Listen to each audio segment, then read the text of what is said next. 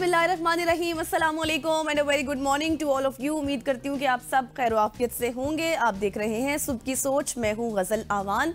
मुझे उम्मीद है और पूरा यकीन भी है कि आप एक फ्रेश स्टार्ट अभी ले चुके होंगे, लेकिन खैर अगर कोई भी नहीं लिया, क्योंकि सारा सुबह का टाइम होता है, बच्चों के स्कूल का टाइम होता है, लेकिन अब तो तकरीबन 9:03 4 मिनट हो चुके हैं। इसी वजह से आज हम 3-4 मिनट पे आए कि आप एक फ्रेश स्टार्ट ले लें, टीवी के सामने बैठ जाएं, सुबह की सोच देखें, क्योंकि आज मॉर्निंग शो में हमारे पास बहुत कुछ है। आप ये कहें कि बहुत कुछ एनर्जेटिक भी है, बहुत कुछ करंट अफेयर से रिलेटेड भी है, या फिर आप यूं कंक्लूड कर लें कि करंट अफेयर से लेकर लाइफस्टाइल तक आज हम सारी चीज़ों पर बात करने जा रहे हैं। लेकिन सबसे पहले आप अपनी सेहत का ख्याल ज़रूर रखें और मेरे लिए भी दुआ करें, क्योंकि मेरी सेहत भी ठीक नहीं है। तो स्टार्ट हम कैसे करते हैं, आप सब जानते हैं कि हम अपनी लेटेस्ट न्यूज़ स्टोरीज के साथ करते हैं। और सबसे ट्रेंडिंग न्यूज़ स्टोरी आज सबसे पहले ये है कि ड्राइविंग लाइसेंस बनवाने की ख्वाहिशमंद खवातीन की बड़ी मुश्किल अब आसान हो गई है, क्योंकि mobile police station and licensing unit के जरिए तमाम सहूलियात की दहलीज पर अब फराहम की जाएंगी। तफसीलात के मुताबिक रावलपिंडी में mobile police station and licensing unit का इफ्तिताह कर दिया है बाकायदा तौर पर, और CPO सैयद खालिद हमदानी ने इफ्तिताह किया। और इस मौके पर CTO फरहान असलम, STO मुनीर हाशमी और दीगर अफसरान भी मौजूद थे। वज़ीर आला पंजाब के विजन के तहत सूबे भर में 33 मोबाइल यूनिट्स फराहम किए गए हैं, और इन मोबाइल यूनिट्स में FIR के इंदराज, लर्नर लाइसेंस, मोटरसाइकिल और motor car licence, driving licence की तजदीद और इसके साथ साथ डुप्लीकेट और बैनुल-अक़वामी लाइसेंस की सहूलियात फराहम की जाएंगी। CPO सैयद खालिद हमदानी ने कहा है कि मोबाइल लाइसेंसिंग का मकसद खवातीन को बाइख्तियार बनाना है, और वज़ीर आला के इनिशिएटिव के मुताबिक ये सहूलियात खवातीन को उनकी दहलीज पर फराहम की जाएंगी ताकि उनको कोई प्रॉब्लम ना हो, क्योंकि खवातीन के लिए मोबाइल पुलिस स्टेशन पर जाना ज़ाहिर थोड़ा सा मुश्किल हो जाता है। और लाइसेंसिंग यूनिट की सहूलत फिर आपको पता है कि इसके साथ साथ अब ये भी कहा गया कि तालीमी इदारों और दफातर में भी मुहैया की जाएगी। CPO ने साथ ही साथ ये भी कहा कि वज़ीर आला पंजाब के विजन के मुताबिक खवातीन को सहूलियात की फराहमी हुकूमत की अवलीन तरजीह है, जिसके लिए तमाम तर इक़दामात उठाए भी जा रहे हैं। आपको पता है कि हमने इसके ऊपर सेगमेंट्स भी किए। हमारे पास CTO रावलपिंडी, CTO इस्लामाबाद खुद आए, यहाँ पर भी जिस तरह से इनिशिएटिव लिए गए, उसके बाद बाकायदा तौर पर हमने एक उनका फॉलोअप देखा कि उनकी वैन्स जगह जगह पर मौजूद थी। वो तमाम तर लोगों को सहूलियात जिस तरह से दे रहे थे उनके लाइसेंस बनाने के हवाले से भी, लेकिन ज़ाहिर है अब इतनी ज़्यादा आवाम फिर उनके पास जाना वो भी थोड़ा सा मुश्किल हो जाता है, उनके लिए भी मुश्किल था। लेकिन अब साथ ही साथ ये भी इनिशिएटिव ले लिया गया है कि अब आप घर बैठे सब कुछ कर सकते हैं, अपने तमाम तर डॉक्यूमेंटेशन भी करा सकते हैं मोबाइल फ़ोन के ऊपर, और सारा कुछ आपका जो है वो ऑनलाइन भी हो सकता है। और ये स्पेशली ख़वातीन को मेंशन इसलिए किया गया है क्योंकि सारा घरेलू ख़वातीन होती हैं, इसलिए उनके लिए जाना, वहाँ पर कतारों में लगना थोड़ी सी प्रॉब्लम भी हो जाती है। तो ये एक बहुत अच्छा इनिशिएटिव है। इस हवाले से भी जो लोग लाइसेंस बनाने के हवाले से पीछे हैं या फिर कुछ भी प्रॉब्लम की वजह से वो नहीं जा सके, वो अब इस ऐप के थ्रू भी काम कर सकते हैं। आगे बढ़ते हैं और पंजाब एजुकेशन डिपार्टमेंट से रिलेटेड आपको खबर देते हैं। वो ये है कि सूबे के सरकारी कॉलेजों में ज़ेरे तालीम तलबा के 2 या फिर 2 से ज़्यादा मज़ामीन में फ़ेल होने पर अब सज़ा दी जाएगी।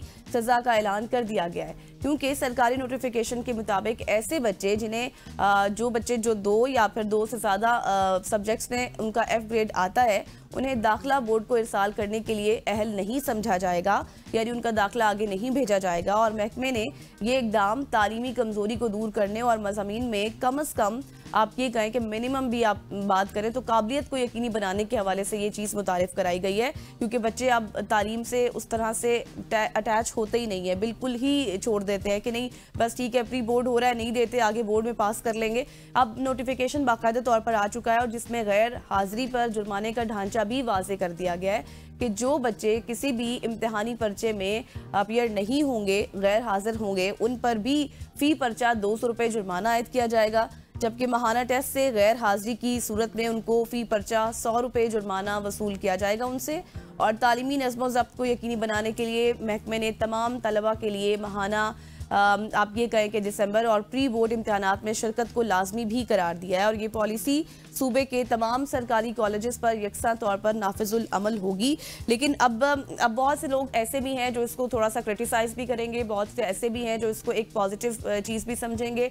प्रेशर के हवाले से बात की जाए तो वैसे ये मेरी एक पर्सनल राय है, एक पर्सनल मशवरा भी है गवर्नमेंट को कि ज़ाहिर है कुछ लोगों पर इस तरह से प्रेशर भी होता है, कुछ बच्चों पर वो अपने पेपर्स पास नहीं कर पाते, 2 या 2 से ज़्यादा पढ़ाई करते हैं लेकिन साथ साथ काम भी करते हैं, कुछ फाइनेंशियल इश्यूज भी होते हैं, तो इस हवाले से साथ एक थोड़ी सी सपोर्ट होनी चाहिए। शायद कोई कोचिंग क्लासेस हो जाए जो बच्चों को फ्री ऑफ कॉस्ट मिलनी चाहिए सरकारी स्कूलों के बच्चों को, जिससे वो इम्तिहान एटलीस्ट फेल ना कर सके। लेकिन ओवरऑल ये क्वालिटी ऑफ एजुकेशन इससे बेहतर होगी सरकारी कॉलेजेस की अगर बात की जाए उसमें। और साथ ही साथ जो बच्चे, जैसे मैंने पहले भी जिक्र किया कि अब क्या होता है कि जो प्री बोर्ड इम्तिहानात उसमें होते हैं उसमें बच्चे बिल्कुल लूज़ कर जाते हैं कि हम घर बैठ के तैयारी कर लेंगे, बोर्ड आएंगे तो उसमें जाके पेपर्स हम दे देंगे, लेकिन ऐसे नहीं होता। अब ये पेरेंट्स की और बच्चों की जिम्मेदारी है, उनको जिम्मेदार बनाने के लिए भी ये इकदाम किया गया है कि वो अपनी पढ़ाई को एटलीस्ट सीरियसली ले ले। तो ये ओवरऑल देखा जाए तो एजुकेशन की क्वालिटी के लिए अच्छा है। खैर आगे बढ़ते हैं और एक और आपको अच्छी खबर देते हैं हुकूमत पाकिस्तान की जानिब से, वो ये है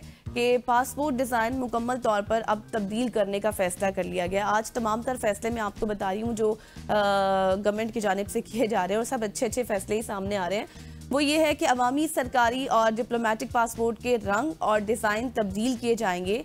directorate general immigration and passport ने पासपोर्ट का डिज़ाइन बदलने के लिए वजारत दाखिला से इजाज़त भी हासिल कर ली है। नए पासपोर्ट में चारों सूबों की तारीखी अहमियत, उनकी आप ये कहें कि अहम इमारात को, उनकी तस्वीर को शामिल किया जाएगा। और सिक्योरिटी फीचर्स बढ़ाने के हवाले से नए पासपोर्ट में अब वालिद के साथ वालिदा का नाम भी दर्ज होगा। और नए पासपोर्ट का इजरा निज़ाम में जिद्दत और हम आहंगी के लिए किया जा रहा है। और ज़रा ये बताते हैं कि जदीद पासपोर्ट की प्रिंटिंग का काम भी जल्द ही शुरू हो जाएगा। That is very good thing, क्योंकि आपको पता है कि ये अब जब अपडेटेड लुक आएगी इससे ना सिर्फ हमारी सिक्योरिटी बल्कि इंटरनेशनल स्टैंडर्ड्स के मुताबिक पासपोर्ट हो जाएगा।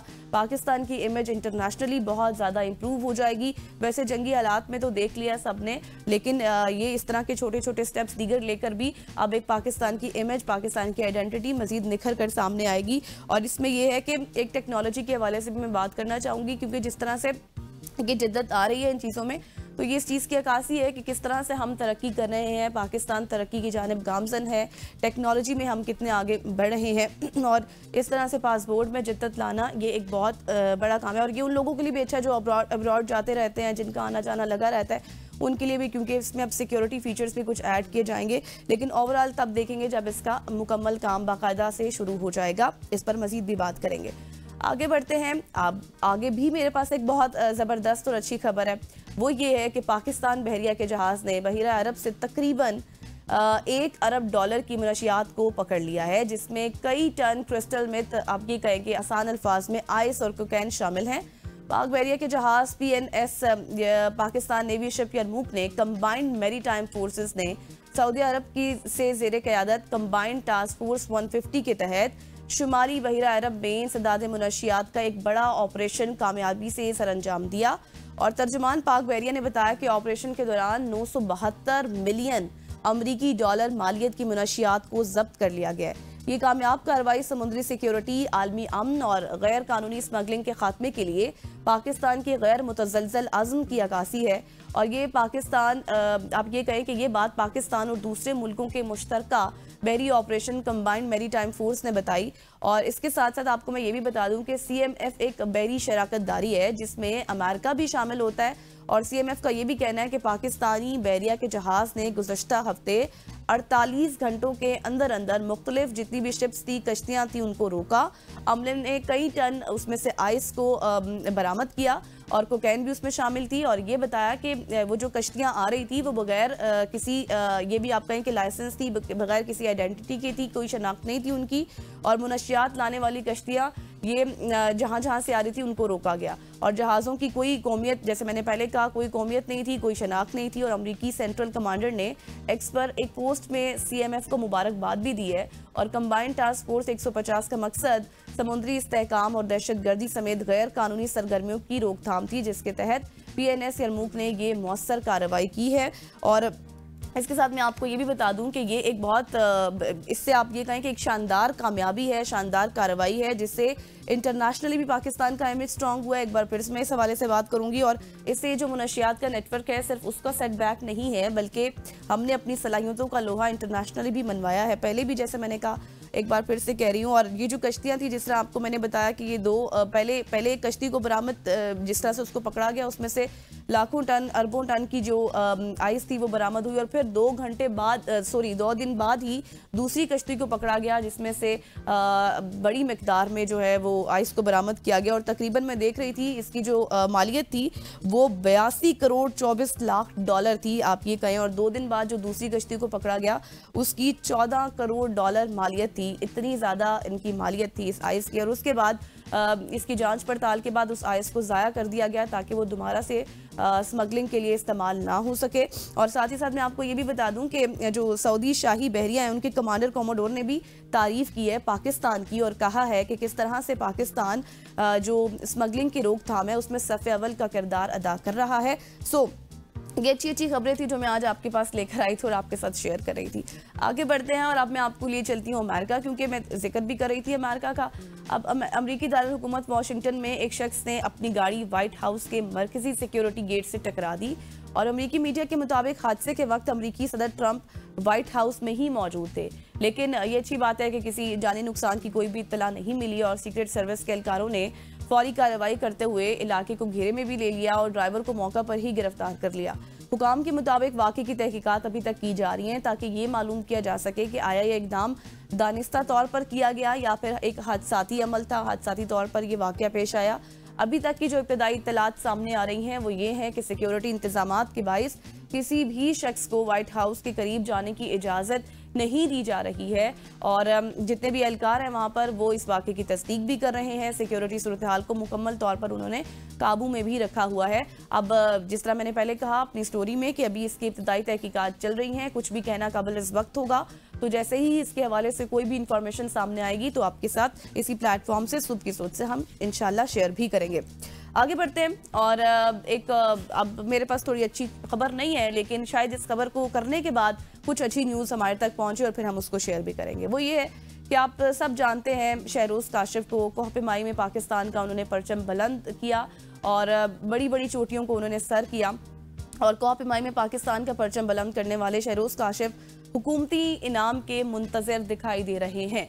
शहरोज़ काशिफ 8000 मीटर बुलंद तमाम 14 चोटियां सर करने वाले पाकिस्तान के कम उम्र तरीन कोह पिमा हैं और शहरोज़ काशिफ ने यह कहा है कि मेरी हुकूमत ने मुझे कैश प्राइज़ देने का कई मरतबा वादा किया लेकिन सब भूल भुला गए, किसी ने फिर दोबारा से फॉलो अप नहीं लिया, मुझे कुछ भी नहीं बताया और मैंने अपनी ज़मीन भी बेच दी, मैंने अपनी गाड़ी भी बेच दी, लेकिन मैं कोह पिमाई की वजह से अब मकरूज़ हो चुका हूँ। साथ ही साथ उन्होंने ये भी कहा कि मुल्क का नाम रोशन करने के लिए मेरे लगभग 4 करोड़ रुपए लगे हैं और मेरी कमर का खतरनाक ऑपरेशन भी हुआ है, मेरी कमर में रॉड्स भी हैं, मुझे अब चलने फिरने में दुश्वारी भी होती है। और शहरोज़ काशिफ ने यह भी कहा कि मेरे किसी ने मेडिकल के बिल्स तक की जिम्मेदारी नहीं उठाई। कोई आप उन्होंने कहा कि एक शख्स जो है मतलब इस शख्स के साथ ऐसा कैसे कर सकता है जिसने पाकिस्तान का नाम रोशन किया हो, जिसने 8000 से आप ये कहें कि जायद की बुलंद चोटियाँ उसने सर की हों। उन्होंने मजीद ये भी कहा कि अगर ऐसा ही रवैया मेरे साथ रहा तो फिर मैं बैरून मुल्क जाऊँगा, कुछ सोचूंगा और वहाँ जाने के लिए यानी कि पाकिस्तान से मूव करने का सोचूंगा। लेकिन अब मेरा सवाल यहाँ पर यह है कि क्या हम अपनी नौजवान नस्ल को खुद ही मौका फराहम करते हैं कि वो पाकिस्तान में इतने टैलेंटेड होकर वो बाहर जाएं और वहाँ जाकर दूसरे मुल्कों में काम करें? ये एक बहुत बड़ा सवाल है और हमारी ये रिक्वेस्ट भी है, गवर्नमेंट से रिक्वेस्ट भी है कि शहरोज़ काशिफ के ऊपर नज़रसानी की जाए, क्योंकि शहरोज़ काशिफ ने वाज़े तौर पर अब कह दिया है कि अगर अब भी मेरी सरपरस्ती ना की गई तो मैं फिर बाहर चला जाऊँगा और बाहर जाकर ही कुछ ना कुछ करूंगा और अपना कर्ज भी उतारूंगा वहाँ काम करके। तो जाहिर है जब वो पाकिस्तान से मूव करेंगे तो क्या बाहर की कंट्रीज उनको फैसिलिटेट नहीं करेंगी? करेंगी, बिल्कुल करेंगी, क्योंकि वहाँ पर सपोर्ट भी किया जाता है। तो ये थी आज की हमारी सोशल स्टोरीज, यकीनी तौर पर आपको पसंद आई होंगी, बहुत सी इन्फॉर्मेशन भी मिली होगी। आज मेरे पास ज़्यादा अच्छी थी, हसनैन होते हैं तो फिर हमारे पास हम दोनों के पास नेक्स्ट स्टोरीज होती है। यहाँ पर लेंगे एक ब्रेक, वापस आएंगे, स्टे विद अस।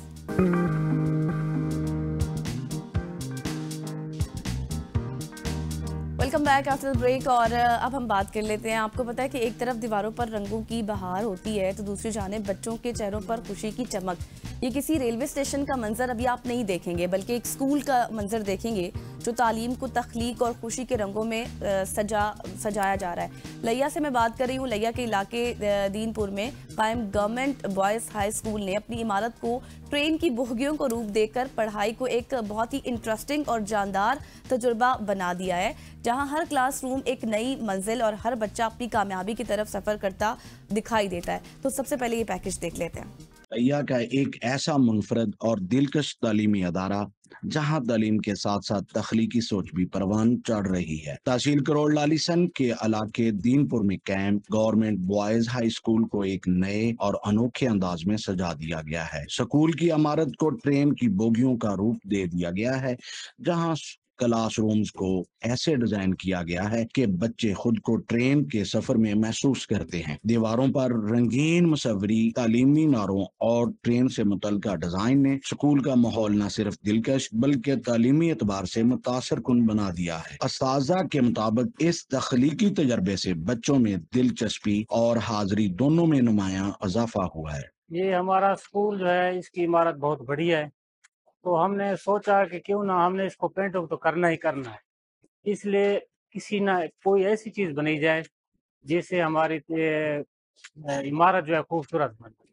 तो हमें एक आइडिया आया कि ये बहुत लंबी इमारत है, सीधी है, यहाँ एक ट्रेन बन सकती है जिससे बच्चों में दिलचस्पी भी पैदा होगी और हमारे बच्चे भी खुश। सफाई में काफ़ी फ़ायदा हुआ है और बच्चों की ज़हनी जो सलाहियत है वो काफ़ी बेहतर हुई है। काफ़ी बच्चे थे जो स्कूल में सफाई ना होने की वजह से जो लोग नहीं आते थे, अब वो बड़ी खुशी से आते हैं। जब से इस स्कूल इस गैलरी को ट्रेन की शक्ल दी गई है तो हमारा दिल कहता है कि हम यहाँ ही पूरा दिन गुजार दें। हमारा पढ़ाई में बहुत दिल चाहता है कि हम पढ़ते रहें और इस बस यहाँ गुजार दें पूरा दिन। हमें ये ट्रेन बहुत अच्छी लगी है। हमें ऐसा महसूस होता है कि हम ट्रेन में सफ़र करते हुए पढ़ रहे हैं और इसकी पेंटिंग बहुत ही ज़्यादा खूबसूरत है। ये हमारे उस्ताद कराम की नवाजिश है कि उन्होंने इतनी खूबसूरत पेंट की है। मैं 10th क्लास में पढ़ता हूँ। मेरा नाम मोहम्मद मशहद रजा है। मेरे पीछे ना कोई स्टेशन है और ना ये कोई ट्रेन है। मैं एक स्कूल की गैलरी में खड़ा हूँ। ये गवर्नमेंट हाई स्कूल दीनपुर है। इस स्कूल की गैलरी को पेंट करके ट्रेन की शक्ल दे दी गई है। इस ट्रेन में बैठकर अब हम अच्छे से पढ़ाई हासिल करते हैं और पहले से ज्यादा पुरजोश होकर हम पढ़ते हैं। हम अपने असातिज़ा कराम का शुक्रिया अदा करते हैं जिनकी बदौलत हम इस मकाम पर पहुंचे हैं कि हमारा स्कूल हर जगह हमारे स्कूल का नाम रोशन हो रहा है। ज़बरदस्त ही मियाँ अब्दुल जब्बार अनाई की एक खुसूसी रिपोर्ट उन्होंने तैयार की थी जो बहुत ही ज़बरदस्त थी। आपको पता है कि मैं भी ब्रेक से पहले एक स्टोरी शेयर कर रही थी सरकारी स्कूल कॉलेजेस के हवाले से, और आपको पता है कि गवर्नमेंट स्कूल कॉलेजेस जो होते हैं ना, उसमें बच्चे क्यों इतना ज़्यादा तालीम से दूर रहते हैं, क्योंकि उनको इतना इंटरेस्ट नहीं होता, इतना इंटरेस्ट डेवलप नहीं होता। इस तरह की एक्टिविटीज़ अगर हों तो फिर किसका दिल नहीं करता। जिस तरह से बच्चों की खुद की अपनी ज़बानी आपने सुनी कि मेरे पीछे कोई ट्रेन नहीं है बल्कि क्लासरूम है, जिस तरह से हमने उसको मेहनत से सजाया तैयार किया, अब हमें दिल करता है कि हम सारा दिन यहाँ पर रहें। तो इसी तरह की अगर एक्टिविटीज़ होंगी तो सब बच्चों का दिल करेगा कि वो पढ़ाई भी करें और ज़हनी सलाहियत उनकी यकीनी तौर पर बेहतर होगी, और फिर दो क्या एक मजमून में भी कोई भी फेल नहीं होगा, ये मैं आपको यकीनी तौर पर कह सकती हूँ। आगे बढ़ते हैं और अब आपको लिए चलते हैं सिंध के ज़िला खैरपुर में एक घरेलू झगड़े पर खातून ने 4 बच्चों समेत शोहर को खाने में जहर देकर कत्ल कर दिया और फिर खुद को भी गोली मारकर अपनी ज़िंदगी का खात्मा कर लिया। ये अफसोसनाक वाक़या है खैरपुर से, जहां पर थाना ए सेक्शन की हदूद में ये पेश आया, जहां खातून ने घरेलू झगड़े पर अपने 4 बच्चों और शोहर को दोपहर के खाने में जहर दिया। खाना खाने के बाद 4 बच्चों और शोहर की हालत गैर हो गई और वो मौका पर ही इंतकाल कर गए, जिसके बाद खातून ने भी खुद को गोली मारकर अपनी ज़िंदगी का खात्मा खुद ही कर लिया। वाक़े के फ़ौरन बाद अहले मोहल्ला ने पुलिस को इत्तला दी। पुलिस ने मौका पर पहुंचकर शवाहिद को इकट्ठा करना भी शुरू कर दिया है। लाशें कानूनी कार्रवाई के लिए अस्पताल में मुंतकिल कर दी गई हैं और इसी हवाले से, इस अफसोसनाक वाक़े के हवाले से डिटेल्स भी हासिल करेंगे। हमारे रिपोर्टर हैं अली गोहर साहब ने हमें ज्वाइन कर लिया। अली, सबसे पहले तो इस मामले की डिटेल्स बताइएगा। अभी तक पुलिस की इब्तिदाई तफ्तीश कहाँ तक पहुंची है? हाँ जी बिल्कुल, ये जो है एक अफसोसनाक वाक़या हुआ खैरपुर में मरियम तोप के करीब, जहां पर घरेलू तनाज़े के बाद जो है 6 जिंदगियां निकल गया है। खातून समेत जो है 3 बेटे, 1 बच्ची और उसका शोहर, उसने आखिर में जो है खुदकुशी कर ली। तो ये पुराना कौमी शरह है खजूर, और जो ये खजूर मंडी का जो सदर है, इसका बाप था नवीद आरई का जो है बशीर आरई। वो खजूर का बड़ा जो है एक व्यापारी भी है और वो उसका सदर भी है।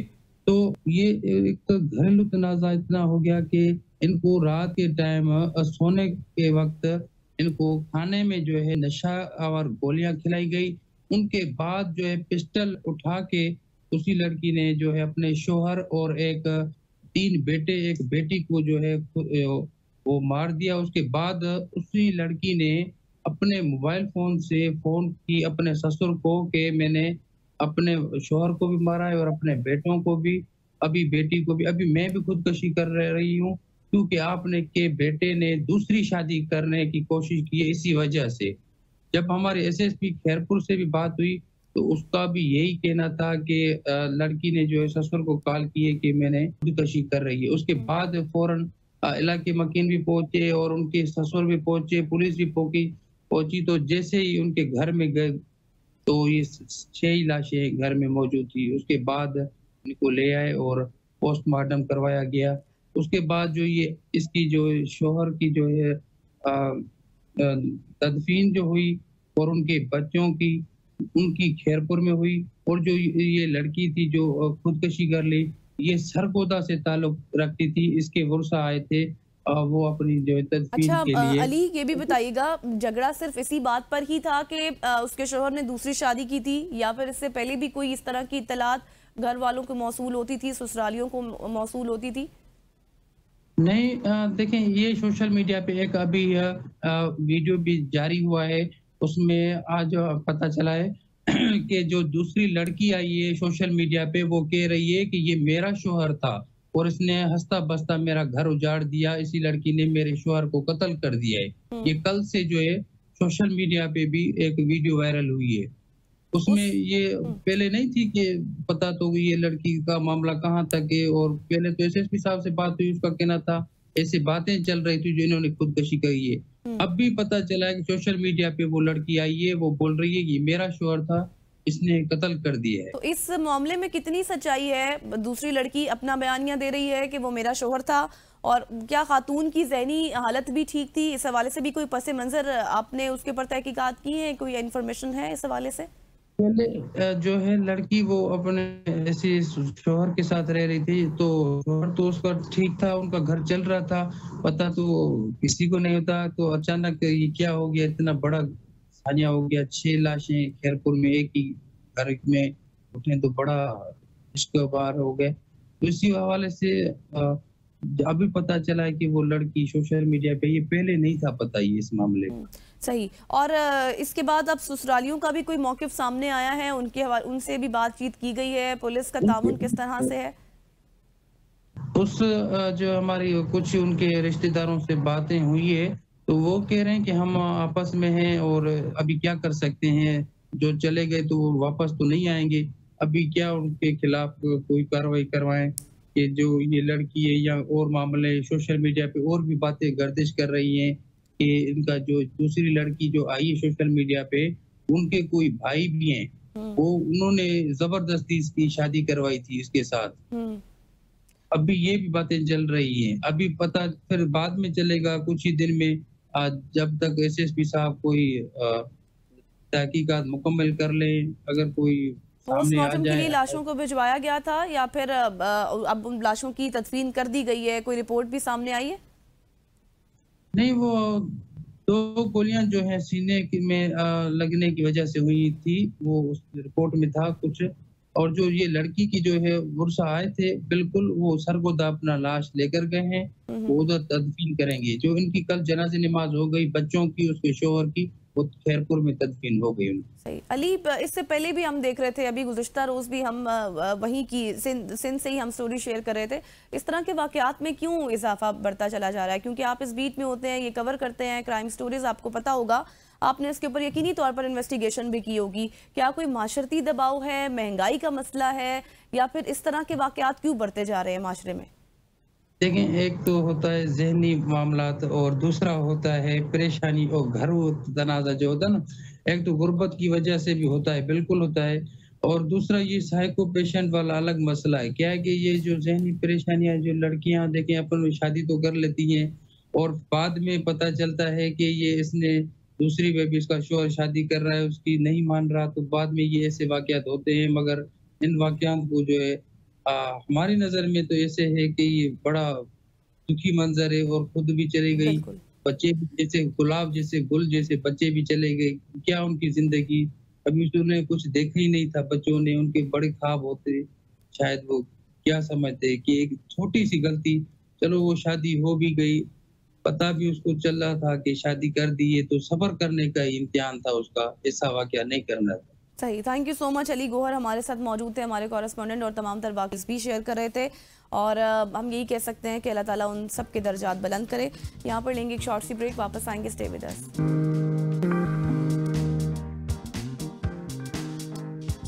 Welcome back after the break. और अब हम बात करेंगे सबसे पहले खेल के हवाले से, क्योंकि आज है चौथा दिन और अभी खेल शुरू नहीं हुआ, 10 बजे तक शुरू हो जाएगा। रावलपिंडी में पिछले गुज़श्ता दिन की बात कर लेते हैं। रावलपिंडी में खेले जाने वाले दूसरे टेस्ट मैच में टेल एंडर्स की बैटिंग और स्पिनर्स की बॉलिंग के बायस जनूबी अफ्रीका की पोजीशन मुस्तहकम हो गई है। लेकिन पाकिस्तान के लिए अच्छी बात यह है कि बाबर आजम और मोहम्मद रिजवान क्रीज पर मौजूद हैं। सीरीज के दूसरे और आखिरी टेस्ट मैच के तीसरे दिन खेल का इख्तिताम हुआ तो पाकिस्तान ने अपनी दूसरी इनिंग्स में 4 विकेटों के नुकसान पर 94 रन बनाए थे और पाकिस्तान को इस वक्त 23 रन की बढ़तरी हासिल है। और क्रीज पर बाबर आजम 39 मतलब कि 49 और मोहम्मद रिजवान 16 पर मौजूद हैं। और इसी पर आज हम मजीद बात करेंगे कि आज का दिन क्या फैसला कुन साबित हो सकता है या फिर नहीं। और हमें ज्वाइन कर वक्त Naseem Rajput Sahib, thank you so much sir for your time. सबसे पहले तो मैं यही कहूंगी कि दिन के आगाज पर जनूबी अफ्रीका की टीम 235 रन पर जिस तरह से 8 खिलाड़ी आउट थी, मगर हैरत अंगेज तौर पर उन्होंने 404 रन के तक जो स्कोर है वो पहुंचाया। पाकिस्तान के बॉलर्स ने शानदार शुरुआत के बाद आखिरी 2 विकेटें क्यों नहीं हासिल की, आखिर कहाँ गलती हुई, क्या समझते हैं आप? देखिए गजल, एक चीज हम बहुत अरसे से मिस कर रहे हैं और वो ये है कि हमारी टेल एंडर्स परफॉर्म नहीं कर रहे। काफी अरसे से आप उठा के देखेंगी तो हमें अपनी टेल से रन नहीं मिल रहे कि शहनशाह अफरीदी ने आके कोई रन कर दिए हो, कुछ नोमान ने रन कर दिए हो, कुछ साजिद ने रन कर दिए हो, कुछ आसिफ अफरीदी अब तो खैर पहला टेस्ट खेल रहे, लेकिन हमें नीचे से रन नहीं मिल रहे। और साउथ अफ्रीका ने आज जो कुछ कल करके दिखाया वो आउटस्टैंडिंग था गजल। और जो 98 रन की उनकी आखिरी विकेट के लिए शराकत है, क्योंकि 306 पे हमने 9 तो कर लिए थे, चले हम 8 विकेट ने पार्टनरशिप एक कायम कर दी, लेकिन उसके बाद जो 10वीं विकेट के लिए जो शराकत बनी है 98, वो पाकिस्तान से मैच एक तरीके से खासा दूर ले गई है। आज मैच में क्या होता है क्या नहीं होता वो तो हम सब मिलके देखेंगे, लेकिन ऐसा लगता है कि इस मैच को दूर ले गई। वो इसलिए ले गई कि इस पिच पे रन स्कोर करना इतना आसान काम नहीं है। पाकिस्तान ने 333 किए थे, उसके जवाब में हमने 404 रन करवा दिए और हमने आखिरी 2 विकेटों से करवा दिए। उससे पहले तो हमने उनको पकड़ लिया था, उनका कोलैप्स हो गया था, वो मुश्किल में आ गए थे। लेकिन वो जो मौका हमने दिया है और जो हमने रन करवाए, मेरे ख्याल है वो इस टेस्ट मैच पे बहुत असरअंदाज होंगे। इसलिए असरअंदाज होंगे क्योंकि आपने देख लिया कि इब्तिदा में जो पाकिस्तान का कोलैप्स हुआ, थोड़े से रन बोर्ड पे दिखाई दिए कि हमने ये लीड बराबर करनी है, उसके बाद आगे जाना है, तो पता चला कि हमने लीड उतारते उतारते 4 विकेटें गवा दी, 3 विकेटें गवा दी थी, फिर रिजवान आ गए थे, तो अब भी हमारी 23 रन की टोटल लीड है। मुश्किलात में है। बाबर आजम को 1 रन दरकार है, निस सेंचुरी उन्होंने टेस्ट क्रिकेट में पता नहीं कब से नहीं की है, तो वो निस सेंचुरी स्कोर करे, लेकिन उनकी निस सेंचुरी नहीं, उनसे एक बहुत बड़ी इनिंग दरकार होगी अगर पाकिस्तान ने इस मैच में अच्छा परफॉर्म करना है और इस मैच को बचाना है। मैं बचाने की बात इसलिए कर रहा हूँ कि इस वक्त साउथ अफ्रीका ड्राइविंग सीट पर है। बिल्कुल सर, आप सही कह रहे हैं। अच्छा सर, मुझे ये बताएं कि जनूबी अफ्रीका के टेल एंडर्स जब बैटिंग कर रहे थे, जिस तरह भी आपने भी जिक्र किया, तो मुझे ऐसे लग रहा था कि पिच बैटिंग के लिए बहुत अच्छी है, इतनी साजगार है कि कभी ऐसा नहीं हुई। लेकिन फिर जब मैंने देखा कि पाकिस्तान बैटिंग करने के लिए आता है तो ऐसा महसूस होता है जैसे सारी की सारी पिच ही बदल गई है। क्या समझते हैं पाकिस्तानी बैटर्स क्यों क्या बहुत ज्यादा डिफेंसिव खेलने की वजह से जल्दी आउट हो जाते हैं क्या, जो मुझे समझ आती है, या आपके तज्ज़िये के मुताबिक क्या वजह है? फजल, ये बहुत इंपॉर्टेंट क्वेश्चन है। इस लिहाज से इंपॉर्टेंट है क्योंकि आप वाकई जो आपने बात कही कि ऐसा लग रहा था कि जब वो उनके टेल एंडर्स बैटिंग कर रहे थे, आखिरी 2 विकेटें खेल रही थी, तो लग रहा है कि जैसे बड़ा परफेक्ट बैटिंग ट्रैक है। हमारा गेम टर्न ही नहीं ले रहा था, हम 3-3 स्पिनर के साथ खेल रहे थे। शहनशाह अफरीदी को भी हमने लाके आउट करने की कोशिश की, उनसे भी आउट नहीं हुए। ऐसा लगा थोड़ा सा हमारी टीम जब किसी बेहतर पोजीशन में आ जाती है थोड़ा सा रिलैक्स कर जाती है और वो ओवर कॉन्फिडेंट हो रिलैक्स जाते। देखने को मिला। वरना आप रबादा से इतने रन करवा दें, वो जो है वो तकरीबन 114 के स्ट्राइक रेट से खेल के चले जाए, निफ सेंचुरी बनाए, 4 चौके 4 छक्के लगाए आपको। फिर मुत्तुस्वामी जिस तरीके की मुजामी जो बैटिंग करके गए वो हम सब ने देखी। वो तो सेंचुरी उनकी रह गई, वरना तो वो सेंचुरी स्कोर कर रहे थे कि जहाँ पे टॉप ऑर्डर बैटर से रन बनाना मुश्किल हुए हैं वहां पे वो सेंचुरी स्कोर कर रहे थे। तो वो समझ में नहीं आया। मैं बॉलिंग भी देख रहा था, मैं आसिफ अफरीदी की बॉलिंग भी देख रहा था, मैं नोमान की भी देखी, साजिद की भी देखी, शाहीन की भी देखी। मुझे ऐसा लगा कि वो कार्ड जो एक बॉलिंग में हमें नजर आती है जब वो अटैक कर रहे होते हैं, वो अटैकिंग वाली कार्ड हमारी बॉलिंग में नहीं थी। वो एक नॉर्मल बॉलिंग दिखाई दे रही थी। मैंने कहा ना, या तो हम रिलैक्स हो गए यार, अब तो मैच पकड़ लिया, वो रिलैक्स होना हमारे लिए अब तो हम नुकसानदेह हो जीत गया। जाएंगे। लेकिन रिलैक्स हम 4 ओवर हो जाते, 6 ओवर हो जाते, 8 ओवर हो जाते, 10 ओवर हो जाते। हम कितने ओवर रिलैक्स हुए, हमने कितने रन करवाए। ये रन इस पिच के ऊपर के जहाँ पे गेंद इतना टर्न ले रहा है, जहाँ पे कहा जा रहा है कि तीसरी और चौथी इनिंग खेलना मुश्किल होगा, दुश्वार होगा। अब आप देखिए ना, 2 दिन का खेल हुआ है, 2.5 इनिंग जो है वो तकरीबन 3 दिन के खेल में 2.5 इनिंग जो है वो खत्म हो गई। तो इतनी पेस के साथ ये मैच चल रहा है, फिर पाकिस्तान किस तरह बचाता है, ये एक बहुत बड़ा क्वेश्चन मार्क है। आज का जो पहला सेशन है, बाबर और रिजवान को खेलना पड़ेगा। बिल्कुल। इनका जो एक्सपीरियंस है वो उन्हें बरूए कार लाना पड़ेगा। पहला सेशन निकालते हैं तो पाकिस्तान 80 रन स्कोर करता है, कम अज कम भी 100 नहीं करता तो 70-80 रन करेगा तो आपकी लीड 100 रन पे आ जाएगी। और फिर पाकिस्तान एक कॉन्फिडेंस कह सकते हैं कि अपने बिल्डअप की जानिब जाएगा और जो एक हम पल्ला हो जाएगा मैच। अगर पहला सेशन हमारे ये दोनों बैटर खेलते हैं तो फिर ये मैच 50-50 हो जाएगा, क्योंकि चौथी इनिंग साउथ अफ्रीका ने खेलनी और ठीक है हमने रिलैक्स कर लिया था पहली इनिंग के अंदर आखिरी 2 विकेटों के सामने, लेकिन हम ये अफोर्ड नहीं कर सकेंगे सेकंड इनिंग में। तो 200 रन अगर पाकिस्तान बोर्ड पे देता है, 225 रन देता है, एटलीस्ट इतने तो देने पड़ेंगे अगर पाकिस्तान ने फाइट करनी है। उसके लिए बाबर और रिजवान को खेलना पड़ेगा। और वाकई में जो उनके स्पिनर्स की स्पिन देखी है हमने, उनके ऑफ स्पिनर जिस तरीके की स्पिन कर रहे थे, मुत्तुस्वामी ने की, सब लोग उनके जो है ना वो जबरदस्त किस्म की बॉलिंग करते हुए दिखाई दिए। तो पाकिस्तान इस वक्त तो बैकफुट पर है और इस बैकफुट से कैसे निकालते हैं रिजवान और बाबर, और रिजवान बाबर को अपने आप को भी बैकफुट से निकालना है, जो बहुत बड़ा क्वेश्चन मार्क है। ये इनिंग बाबर के लिए बहुत इंपॉर्टेंट है, क्योंकि अगर बाबर 3 आउट होने के बाद मुश्किल जगह से 100 करने में कामयाब होते हैं, मेरा ख्याल है ये उनके कॉन्फिडेंस में जबरदस्त इजाफा होगा, जिन्होंने टेस्ट 1000। हाँ बिल्कुल सर, जिस तरह से आप दुरुस्त फरमा रहे हैं कि अब बाबर के लिए अपने आप को बैकफुट से निकालना बहुत ज़्यादा ज़रूरी है। एक बार फिर से हम देख रहे हैं उन्होंने क़ियादत तो संभाल ली है, 49 रन के साथ वो एक पुरएतमाद, अगर मैं कहूँ या फिर जारहाना इनिंग्स कहूँ तो गलत नहीं होगा, वो खेल रहे हैं। लेकिन आपको लगता है कि इस मैच में पाकिस्तान के लिए बाबर गेम चेंजर साबित हो सकते हैं और अपनी इनिंग्स से वो सेंचुरी तब्दील कर पाएंगे, खेल पाएंगे वो आज? बाबर को अपने लिए गेम चेंज करना पड़ेगा। उनकी अपनी जिंदगी का गेम चेंज हुआ है।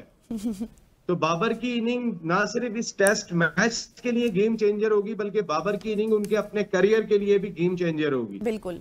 तो ये बहुत इंपॉर्टेंट इनिंग है बाबर के करियर की, क्योंकि वो पाकिस्तान को मुश्किलात से निकाल रहे। ये किसी आसान कंडीशन में वो बैटिंग नहीं कर रहे, और अगर वो इस कंडीशन से निकाल के पाकिस्तान को एक ऐसी पोजीशन में ले आते हैं, सेंचुरी स्कोर कर देते हैं, जो अभी बहुत दूर की बात है। वो कहते हैं ना, दूर के ढोल सुहाने, ये अभी वो वाली सूरत हाल है जिस तरीके से आज हम कोलैप्स हुए विकेट्स लेकर आ रहे। बाबर के अपने करियर के लिए बहुत इंपॉर्टेंट है। मैंने कहा ना, जैसे कि 1028 दिन 29 दिन हो गए हैं कि बाबर ने टेस्ट क्रिकेट में सेंचुरी स्कोर नहीं की। बाकी तमाम फॉर्मेट्स की मैं बात कर लूं तो तकरीबन 800 दिन होने को आ गए, करीब में 750 दिन हो गए, उन्होंने किसी फॉर्मेट में भी सेंचुरी स्कोर नहीं किए। तो बाबर का अपना कैरियर जिस मुश्किल से गुजर रहा है, ये मैच भी तकरीबन उसी मुश्किल में दिखाई दे रहा है। तो बाबर पाकिस्तान को भी मुश्किल से निकालेंगे और अपने आप को भी मुश्किल से निकालेंगे। मेरे ख्याल है ये बड़ा सुनहरी मौका है। और जो उन्होंने अप्रोच रखी है, क्योंकि वो स्पिनर पे फंस रहे थे, वो जब स्वीप शॉट वो मारते नहीं है, उन्हें आता नहीं है स्वीप शॉट। एशिया की सब कॉन्टिनेंट की पिचेस पे बहुत इंपॉर्टेंट होता है, इसी पे बैट्समैन रन स्कोर करते हैं। तो स्वीप वो लगाते नहीं है, तो उसी वजह से वो रोकने जाते हैं और एलबीडब्ल्यू हो जाते हैं। तो बाबर ने इस तरफ टेक्निक बदली है, कदमों का इस्तेमाल कर रहे हैं, स्पिनर को ब्रेक नहीं लेने दे रहे, बाहर जाके गेंद को जो है वो खेल रहे हैं। मेरे ख्याल है ये अप्रोच बाबर की बेहतर है। इस अप्रोच के साथ खेलें, बॉल को प्रॉपर टर्न नहीं होने दें, थोड़ा सा अटैकिंग खुद भी खेलेंगे तो फिर मुश्किल से वो भी निकलेंगे और पाकिस्तान भी बिल्कुल, निकलेगा। क्योंकि मुश्किल से निकलना उनके लिए ज़रूरी है, जिस तरह से आपने भी अच्छे से एक्सप्लेन किया बाबर से रिलेटेड तमाम तर सूरत हाल। अच्छा सर, मुझे ये बताएं कि इस वक्त हमें अब पाकिस्तान को 23 रन की बर्तरी हासिल है। अगर आज के दिन की हवाले से मैं बात करूं, अभी मैच का आगाज़ नहीं हुआ, जब मैच शुरू होगा तो पाकिस्तान को आपको क्या लगता है किस तरह की एक स्ट्रेटजी के साथ खेलना चाहिए, क्या हिकमत अमली होनी चाहिए? मतलब अगर वो तवील बैटिंग करके स्कोर बढ़ाना उनके लिए बेहतर होगा या फिर वो तेज तेज खेलकर जनूबी अफ्रीका पर दबाव बढ़ा दें, ये स्ट्रेटजी बेहतर होगी? देखिए, इस पिच के ऊपर गजल कयाम करना इतना आसान काम नहीं है। अच्छा, इस पिच पे आप कयाम करना मुश्किल काम है। तो मेरा ख्याल है कि आप जाहिर है ऐसा तो हो नहीं सकता कि आपने कयाम करेंगे तो ही रन्स करेंगे, लेकिन जहां आपको अपॉर्चुनिटी मिले या अपॉर्चुनिटी क्रिएट करनी पड़े आपको क्रिएट करना पड़ेगी। हाँ। यहाँ पे आप रन्स करते रहेंगे तो सामने वाली टीम पे प्रेशर होगा। देखिए, रबादा ने जो 61 बॉल 72 प्लस या कुछ रन इनिंग खेली है, वो इनिंग आप देखेंगे मैच में फर्क डाल गई। वो रना बॉल से तेज खेल के चले गए, 114 के स्ट्राइक रेट से खेल के चले गए, 4 छक्के लगा दिए, 4 चौके लगा दिए। मुत्तुस्वामी ने तो कैरी किया अपनी इनिंग को, और हम बार बार बात कर रहे हैं कि उतना गेंद हमारा टर्न क्यों नहीं ले रहा था, शहनशाह अफरीदी का गेंद रिवर्स स्विंग क्यों नहीं लिया।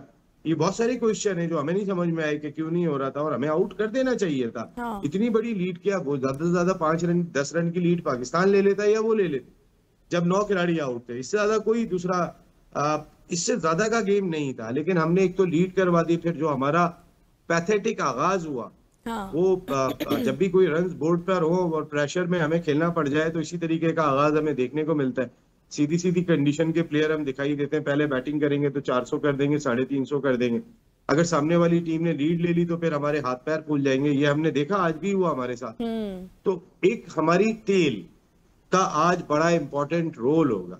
कोई एक बैटर उनके साथ खेले, सलमान आगा अभी बैटिंग के लिए आएंगे, रिजवान और बाबर खेल रहे, लेकिन आसिफ अफरीदी से रन दरकार होंगे, नोमान से रन दरकार होंगे, शहनशाह अफरीदी से रन दरकार होंगे। इनका विकेट पे कयाम करना पाकिस्तान क्रिकेट के लिए बहुत इंपॉर्टेंट होगा, क्योंकि साजिद, नोमान, आसिफ अफरीदी और शहनशाह अफरीदी ये चारों बैटिंग कर लेते हैं, लेकिन इन्हें खुद को अप्लाई करना पड़ेगा। जहाँ चांस मिले वहां रन स्कोर करने पड़ेंगे। मैंने आपको कहा कि अगर 250 250 पाकिस्तान नहीं करता, इतना टारगेट नहीं देता, तो फिर मुश्किल हो जाएगा।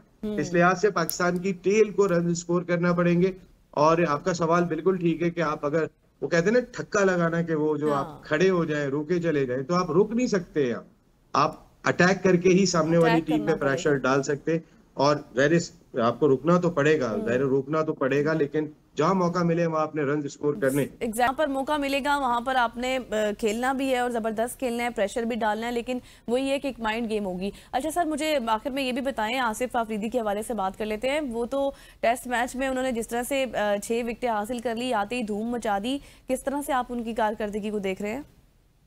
Very well bowled. देखिए, नोमान की मौजूदगी में, नोमान ने पिछले मैच में 11 आउट किए थे, नोमान की मौजूदगी में 10 आउट किए थे नोमान ने। तो साजिद की मौजूदगी में के जो आपके मेन वेपन्स हैं, और हम तो एक्सपेक्ट कर रहे थे शायद आसिफ अफरीदी को मौका ना मिले, मौका मिलेगा तो अबरार को मिलेगा जिनका हक था। लेकिन हमारे क्या फैसले होते हैं, कैसे फैसले होते हैं, हम कहते हैं कि यार चलो किसी तरीके से टेस्ट कैप दे दो, और आसिफ अफरीदी ने परफॉर्म करके दिखाया है, जो 6 आउट करके दिए।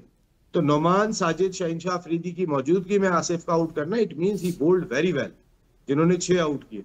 और जब आसिफ की बात हो रही थी कि उनको शामिल किया जा रहा है, तो बहुत सारे हल्के ये बात कर रहे थे कि अबरार के होते हुए आसिफ कैसे आ सकते हैं, अगर तीसरा स्पिनर खेलेगा तो वो अबरार होंगे। लेकिन अबरार की जगह मैनेजमेंट ने फैसला किया कि चलो हम कम से कम टेस्ट कैप तो दे ही दें, इतने अरसे खिदमत की है इस शख्स ने, तो वो टेस्ट कैप भी दे दी और फिर उन्होंने आउट कर दिया। आप किसको बाहर करोगे, किसको अंदर करोगे, ये आने वाला वक्त बताएगा, लेकिन करीब में कोई टेस्ट मैच अभी है नहीं।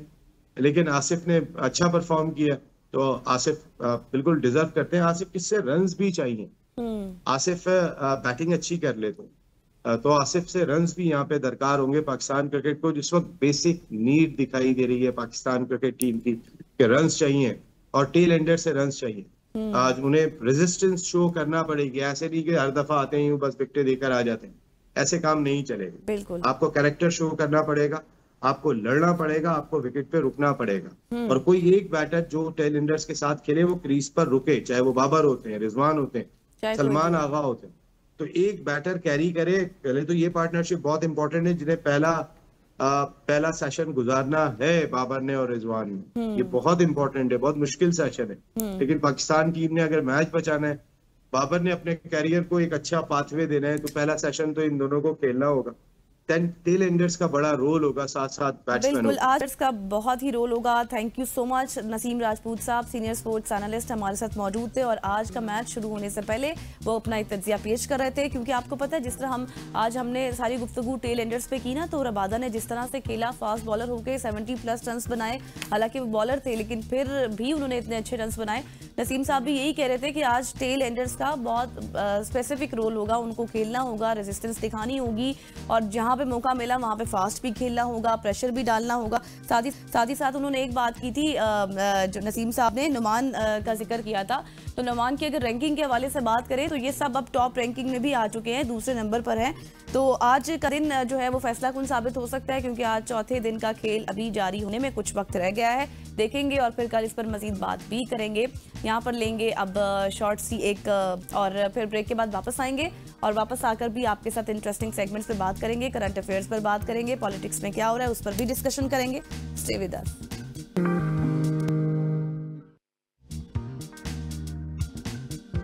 Welcome back after the break. और अब मुल्क की सियासत पर बात कर लेते हैं, मुल्क की सियासत को डिस्कस कर लेते हैं, क्योंकि इमरान खान से जेल में मुलाकात से मुतालिक तमाम केसेस आज लार्जर बेंच में समाअत के लिए मुकर्रर हो गए हैं। वज़ीर-ए-आला खैबर पख्तूनख्वा की बात की जाए सोहेल आफरीदी साहब की, तो वो उनकी मुलाकात की एक अलग कहानी है जो खान साहब से होनी है, उस हवाले से भी दरख्वास्त आज लार्जर बेंच में समाअत के लिए मुकर्रर है। दूसरी जानिब इमरान खान ने अपने एक ताज़ा पैगाम में कहा है तमाम अरकान असम्बली और वकला को ये हिदायत जारी की है कि अदालती कार्रवाइयों में बाकायदगी से वो शरीक हो जाएं, तमाम केसेस को गौर से देखें। अब सवाल ये है कि क्या वाकई वो अरकान जो इस वक्त रूपोश हुए हुए हैं अब वो सामने आएंगे या फिर नहीं, ये एक अलग बहस छिड़ जाएगी। और इस तमाम तर बहस पर मजीद बात करने के लिए, मजीद बहस करने के लिए हमारे साथ मौजूद हैं Naeem Haider. Thank you so much sir for your time. सबसे पहले जिस तरह से मैंने इब्तिदा में बात की है कि खान साहब से जेल में मुलाकात से मुतालिक तमाम केसेस लार्जर बेंच में समाअत के लिए मुकर्रर हो चुके हैं और अब वज़ीर-ए-आला खैबर पख्तूनख्वा सोहेल आफरीदी की जैसे मैं बात कर रही थी कि उनकी मुलाकात की भी एक अलग स्टोरी है, वो भी जुमेरात है आज और लार्जर बेंच में समाअत के लिए मुकर्रर है। तो आपको लगता है या फिर हम ये समझें कि कोई बड़ी पेशरफ्त हो सकती है आने वाले दिनों में? नहीं देखें, ये इनका आईनी हक है, कानूनी हक है। जेल मैनुअल वाज़ेह इजाज़त देता है, रूल 92 इसमें है कि कोई भी शख्स अगर जेल में है, कोई उससे वकला, उसकी फैमिली, उसके दोस्त अहबाब जाकर मिल सकते हैं, उससे मुलाकात कर सकते हैं। और उसी पैरा के अंदर हमने मुख्तलिफ पटिशन दायर की थी इस्लामाबाद हाई कोर्ट के अंदर, जिसमें लार्जर बेंच बनाया गया और एक ऑर्डर फरमाया गया कि इस तरह से जो है वो तमाम केसेस नोयत केस लार्जर बेंच के पास आएंगे और वहाँ जो SOPs तय हुए थे उसके मुताबिक जो एक मंगल के दिन वकला की मुलाकात का दिन तय हुआ था और जुमरात को रफ़का का सियासी लोगों की मुलाकात का दिन तय हुआ था, उसके मुताबिक हम 1 साल से हर जुमरात को नाम भिजवाते हैं, लेकिन किसी रहनुमा की जुमरात को मुलाकात नहीं होती है। तो सोहेल आफरीदी साहब का भी नाम हमारी तरफ से गुज़श्ता रात भिजवा दिया गया है, जिसके मुताबिक हम यही इस्तदा कर रहे हैं कि उनका नाम ऑलरेडी भिजवाया हुआ है और उन्होंने खुद भी सुप्रीम कोर्ट में भी लेटर लिखा और उसके साथ साथ होम डिपार्टमेंट और इंटीरियर दोनों जगहों के ऊपर उन्होंने रजू किया, लेकिन उनकी एक्सेस नहीं हो सकी, उनको रसाई नहीं दी जा सकी। सूबे का मैंडेट इमरान खान के पास है, इमरान खान से वो रहनुमाई लेना चाहते हैं, उनके से गाइडलाइन लेना चाहते हैं, तो लार्जर बेंच इसमें समाअत करेगा और वो जब समाअत करेगा तो उनसे यही इस्तदा है हमारी कि आज ही हमारी मुलाकात जो है यानी वजीर आला साहब की करवा दी जाए, ताकि वो सूबे में जो सूरत हाल है, काबीना बनानी है, दीगर मामलात रुके हुए हैं, तो ये सारा का सारा बर्डन चीफ मिनिस्टर पर नहीं आ रहा बल्कि इस हुकूमत के ऊपर आ रहा है, ये इनको लाने वालों के ऊपर आ रहा है, क्योंकि एक आईनी हक है जिसमें रुकावट डाली जा रही है इनकी तरफ से, क्योंकि ना हक पर पाबंद सलासल इमरान खान। लेकिन फिर भी सर एक सवाल अब ये भी उठ रहा है कि फिर भी बन जानी चाहिए थी ना। खैर मुझे ये बताइएगा कि इमरान खान ने अपने पैगाम में अभी जिस तरह से बात की है कि मेरे तमाम केसेस में अरकान असम्बली और जितनी भी वकला है अदालती कार्रवाइयों में वो बाकायदगी से शिरकत करें, उन पर देखें, उनको नजरसानी करें, तो अब जो अरकान जैसे मैं बात करी थी कि अभी रूपोश हैं PTI के, फिर वो भी शिरकत करेंगे? देखिए बिल्कुल जी, ये तमाम लोगों के लिए खान साहब ने ये हदायत भिजवाई हुई हैं कि हर शख्स किसी भी मामले के ऊपर अदालत के अंदर लाजमी पेश हो और अदालत में जो है वो जाए। वहाँ जाकर जाहिर बात है एक जब आप तादाद में जाते हैं तो उसका असर होता है, अदालत के ऊपर असर होता है कि लोग इंसाफ के लिए खड़े हैं, उनको इंसाफ फराहम की करें। मीडिया, सोशल मीडिया, आपका पाकिस्तानी मीडिया, इंटरनेशनल मीडिया मौजूद होता है, तो हर एक तक जो है ये एक जाती है, एक असर उसका होता है कि आप गैदरिंग से जब आपके पार्लियामेंटेरियन वहां खड़े होंगे, सेनेटर्स खड़े होते हैं, वकला खड़े होते हैं, तो वो इफेक्ट होता है। तो इसलिए उन्होंने कहा कि हर बंदा वहां पहुंचे और तमाम लोगों से हमारी ये सदा होगी कि हर एक बंदा वहां पहुंचे। ये खान साहब से मुलाकात के रिलेटेड मतलब अब जितने भी अरकान हैं वो भी हमें देखने को मिल सकते हैं। अच्छा अब सर ये भी बताइएगा, अभी शेर अफजल मरवत की मैं बात करूं तो उन्होंने पाकिस्तान तहरीक इंसाफ में के हवाले से बात की। उन्होंने कहा यहाँ पर एक ऐसा कल्चर है कि अगर पानी पीने की भी इजाजत लेनी हो ना तो इमरान खान से मांगनी पड़ती है। तो क्या जिस तरह से अली अमीन गंडापुर तो ज़ाहिर है ऐसा नहीं करते थे, उनका ये इशारा नए वज़ीर-ए-आला की तरफ ही था। सोहेल आफरीदी की मैं बात कर रही हूँ, उनके मौक़िफ़ की तरफ, जिसमें उन्होंने कहा था कि इमरान खान से मुलाकात के बगैर वो कैबिनेट नहीं तश्कील देंगे। देखिए उन्होंने पूरा इख्तियार दिया है सोहेल अफरीदी साहब को कि आप तमाम काबीना बनाइए। तो उन्होंने खुद तो नहीं काबीना के हवाले से नाम कोई तजवीज़ की है। हाँ, वो जरूर गुफ्तगू होगी।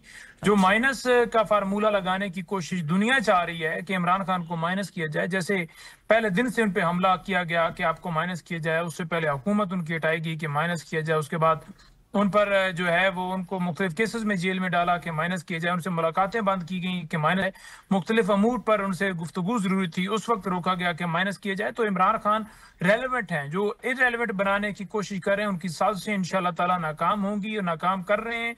उनसे मुलाकात करके उनसे गाइडलाइंस लेना, उनसे रहनुमाई लेना। सोहेल अफरीदी को अवाम ने वोट नहीं दिया, वो अपने एक हल्के की हद तक वोट लेकर आए हैं। पूरे खैबर पख्तूनख्वा ने, पाकिस्तान ने इमरान खान को वोट दिया है। वो पूरा पाकिस्तान जिसने 8 फरवरी को इमरान खान को कामयाब किया इस बुनियाद पे कि इमरान खान ही इस मुल्क को बेहतर तरीके से आगे लेकर जा सकते हैं, मुल्क के खैर खां हैं, मुल्क की बागडोर इनके हाथ में होनी चाहिए। ये हमारा कप्तान है। तो कप्तान किसी भी टीम का जो होता है उससे उसकी टीम जो है उससे मुशावरत करती है। खेल जो होता है, खेल का मैदान आप लगा लें, उसमें ये नहीं होता कि हर बंदा अपनी मर्जी से कोई मामला को करता है, टीम वर्क होता है। तो इमरान खान उस टीम के कप्तान हैं जो उनसे रहनुमाई लेंगे। इसमें बिल्कुल ऐसी बात नहीं है कि पानी भी पूछ के पीना। उन्होंने तो खुद कहा है कि पूरी काबीना का जो है इख्तियार है उनके पास कि वो पूरी काबीना जो है वो खुद यानी उसमें ये भी अब एक बड़ा सवाल है ना सर कि अभी ये विफाक के साथ मुकम्मल ताउन करते हैं या फिर नहीं। बैरिस्टर गौहर तो कह रहे थे कि मुकम्मल तौर पर ताउन किया जाएगा अगर मुलाकात की इजाज़त नहीं मिलती।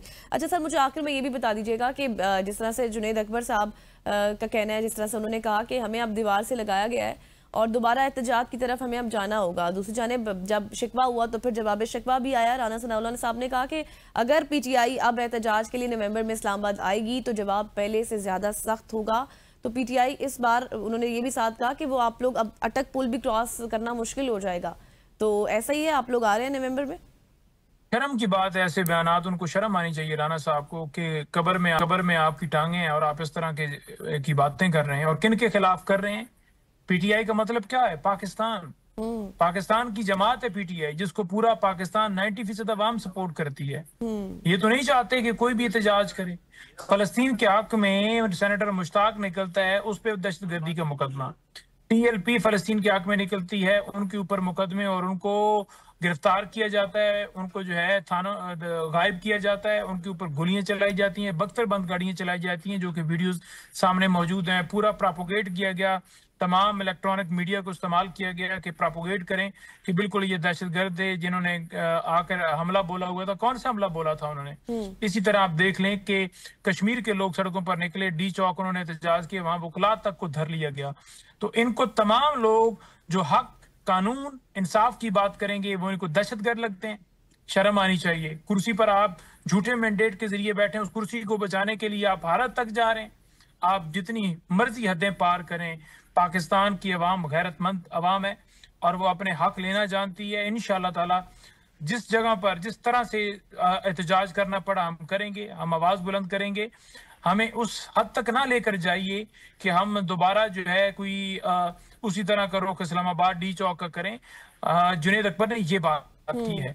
अभी जो स्ट्रेटजी है पॉलिटिकल, वो हम बिल्कुल उस पर गुफ्तगू हो रही है, जो भी आपके सामने लायामत आ जाएगा। सही सही। आज नईम हैदर पंजोता साहब हमारे साथ मौजूद थे और आज तमाम तर केसेस भी अदालतों में हैं। देखते हैं कि इस हवाले से क्या कुछ पेशरफ्त होती है, फिर इसको मजीद भी डिस्कस करेंगे। और अभी तक ये है कि जितने भी रूपोश हैं नईम हैदर पंजोता साहब की जानिब से जो कहा गया कि यकीनी तौर पर वो भी सामने आएंगे, बट लेट्स सी क्या होता है। यहाँ पर लेंगे एक शॉर्ट सी ब्रेक, वापस आएंगे, स्टे विद अस।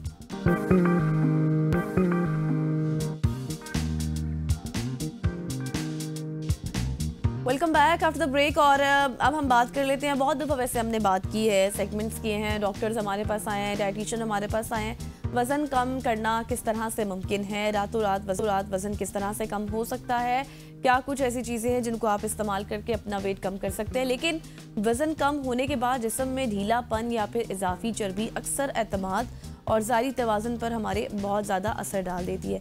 लेकिन अगर हम अब टेक्नोलॉजी की बात करें, जदीद दुनिया की बात करें, जहाँ पर हमारी जो बॉडी कंटोरिंग है अब इस मसले का मौसर हल भी बन चुकी है। ये दरअसल वो मरहला होता है जहाँ पर आप ये कहें कि महज हमारा वज़न कम करना काफ़ी नहीं होता, बल्कि बॉडी है उसकी एक नई साख को बैलेंस करना, उसको खूबसूरत करना, या फिर आप ये कहें कि मुतनासिब बनाना भी बहुत ज़्यादा ज़रूरी होता है। इसीलिए हम अक्सर बात करते हैं टमी टक के वाले से, जो पेट की जो हमारी इजाफी चर्बी होती है उसको किस तरह से हटाया जा सकता है। लाइपोसक्शन की हम बात करते हैं, क्योंकि जो कुछ मखसूस हिस्से होते हैं जो बेज़िद्दी, आप ये कहें कि जो बहुत ज़्यादा स्टबबर्न ज़िद्दी चर्बी होती है, उसको किस तरह से निकाला जा सकता है। फिर इसके साथ साथ ब्रासियोप्लास्टी की अगर हम बात करें, जो हमारे बाजुओं की सर्जरी होती है, वो जब लटकी हुई हो बाजुओं, तो वो किस तरह से दुरुस्त हो सकती है। मतलब आप पूरी एक बॉडी के हवाले से देखें कि आप सर्जरीज़ का रुझान बहुत ज़्यादा बढ़ गया। ये सब तरीके जिस्म को एक नई साख देते हैं, और इन्हीं पर बात करने के लिए इनके क्या साइड इफ़ेक्ट्स होते हैं, क्या कुछ आफ्टर सर्जरी किस तरह की प्रिवेंशन, किस तरह की हम आप टेक केयर कर सकते हैं, इस पर बात करने के लिए doctor Bisma Bilal, plastic surgeon, हमारे साथ आज मौजूद हैं। Thank you Bisma for your time. सबसे पहले मुझे यही बताएं, मैं शुरू यहाँ से करूँगी कि आप थोड़ा सा कॉन्सेप्ट क्लियर करें लोगों का। ये जो प्लास्टिक सर्जरी होती है ये और जो मेडिकल सर्जरी होती है both are different. First of all, thank you for inviting me on your show. Plastic surgery का कॉन्सेप्ट काइंड ऑफ थोड़ा सा डिफरेंट है लोगों के दिमाग में। जब प्लास्टिक सर्जरी आती है तो एक तो कुछ लोग तो समझते हैं कि सिर्फ ये कॉस्मेटिक सर्जरी है, बट प्लास्टिक सर्जरी के डिफरेंट कंपोनेंट्स हैं। उसमें आपकी रिकंस्ट्रक्टिव सर्जरीज है, आपकी ट्यूमर सर्जरी है, आपकी ट्रॉमा सर्जरीज हैं, तो और इसके अलावा कॉस्मेटिक सर्जरी ऑब्वियसली जो कि दुनिया में बज़ाहिर नजर आती है। इसके डिफरेंट कंपोनेंट्स हैं, और जो जनरल सर्जरी है वो डिफरेंट है, प्लास्टिक सर्जरी इज डिफरेंट। तो जिस कॉन्टेक्स्ट में हमने करनी है वो मैटर करता है। सही। अच्छा, मुझे बिस्मा ये बताएं कि वज़न कम होने के बाद, जिस तरह मैं अपनी इब्तिदा में जिक्र करी थी, जिस्म में ना ढीलापन आ जाता है, ये क्यों होता है? क्या मतलब हर शख्स के साथ ऐसा होता है, या फिर ये बॉडी नेचर भी होती है, किसी किसी के साथ ऐसे होता है? एक्चुअली इसके डिफरेंट रीजंस हैं। फर्स्ट ऑफ ऑल आपकी एज, अगर आपने वजन जिस एज में कम किया है वो मैटर करता है। आपकी जेनेटिक्स कैसी है, आपकी स्किन की लैक्सिटी कैसी है, वो मैटर करता है। बिकॉज सर्टेन एज होती है, लाइक 30-35 के बाद आपकी जिस्म की जो जिल्द है उसकी इलास्टिसिटी, उसमें इलास्टिक कोलेजन कम हो जाता है, उसकी रिकॉइल होने की कैपेसिटी कम हो जाती है। फिर जब आप वेट लॉस करते हो तो आपकी जो स्किन है, आपकी इवन कि आप कोई बॉडी कंटूरिंग प्रोसीजर लेते हो तो आपकी स्किन उस तरह वापस नहीं आती, क्योंकि आपकी जिल्द में से वो इलास्टिसिटी कोलेजन कम हो जाता है विद एज।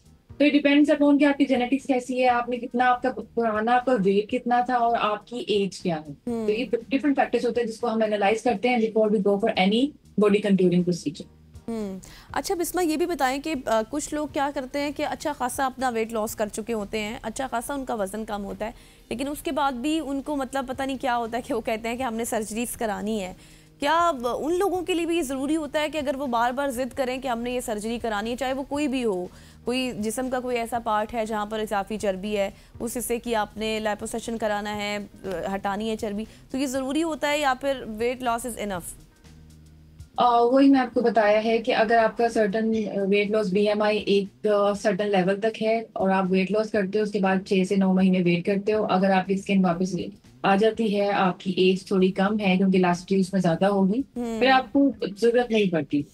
अगर आप जैसे आपकी प्रेगनेंसी के बाद, आपकी ब्रेस्ट फीडिंग के बाद आपकी बॉडी में चेंजेस आती हैं और वैसे हार्मोनल चेंजेस भी हैं और सारी इस तरह की चेंजेस होती हैं, उसमें आपको मोस्ट प्रोबेबली आपको करनी पड़ती है ऐसी सर्जरीज, लाइपोसक्शन, और इसके अलावा भी करनी पड़ सकती है, लाइक उसमें एब्डोमिनोप्लास्टी करनी पड़ सकती है।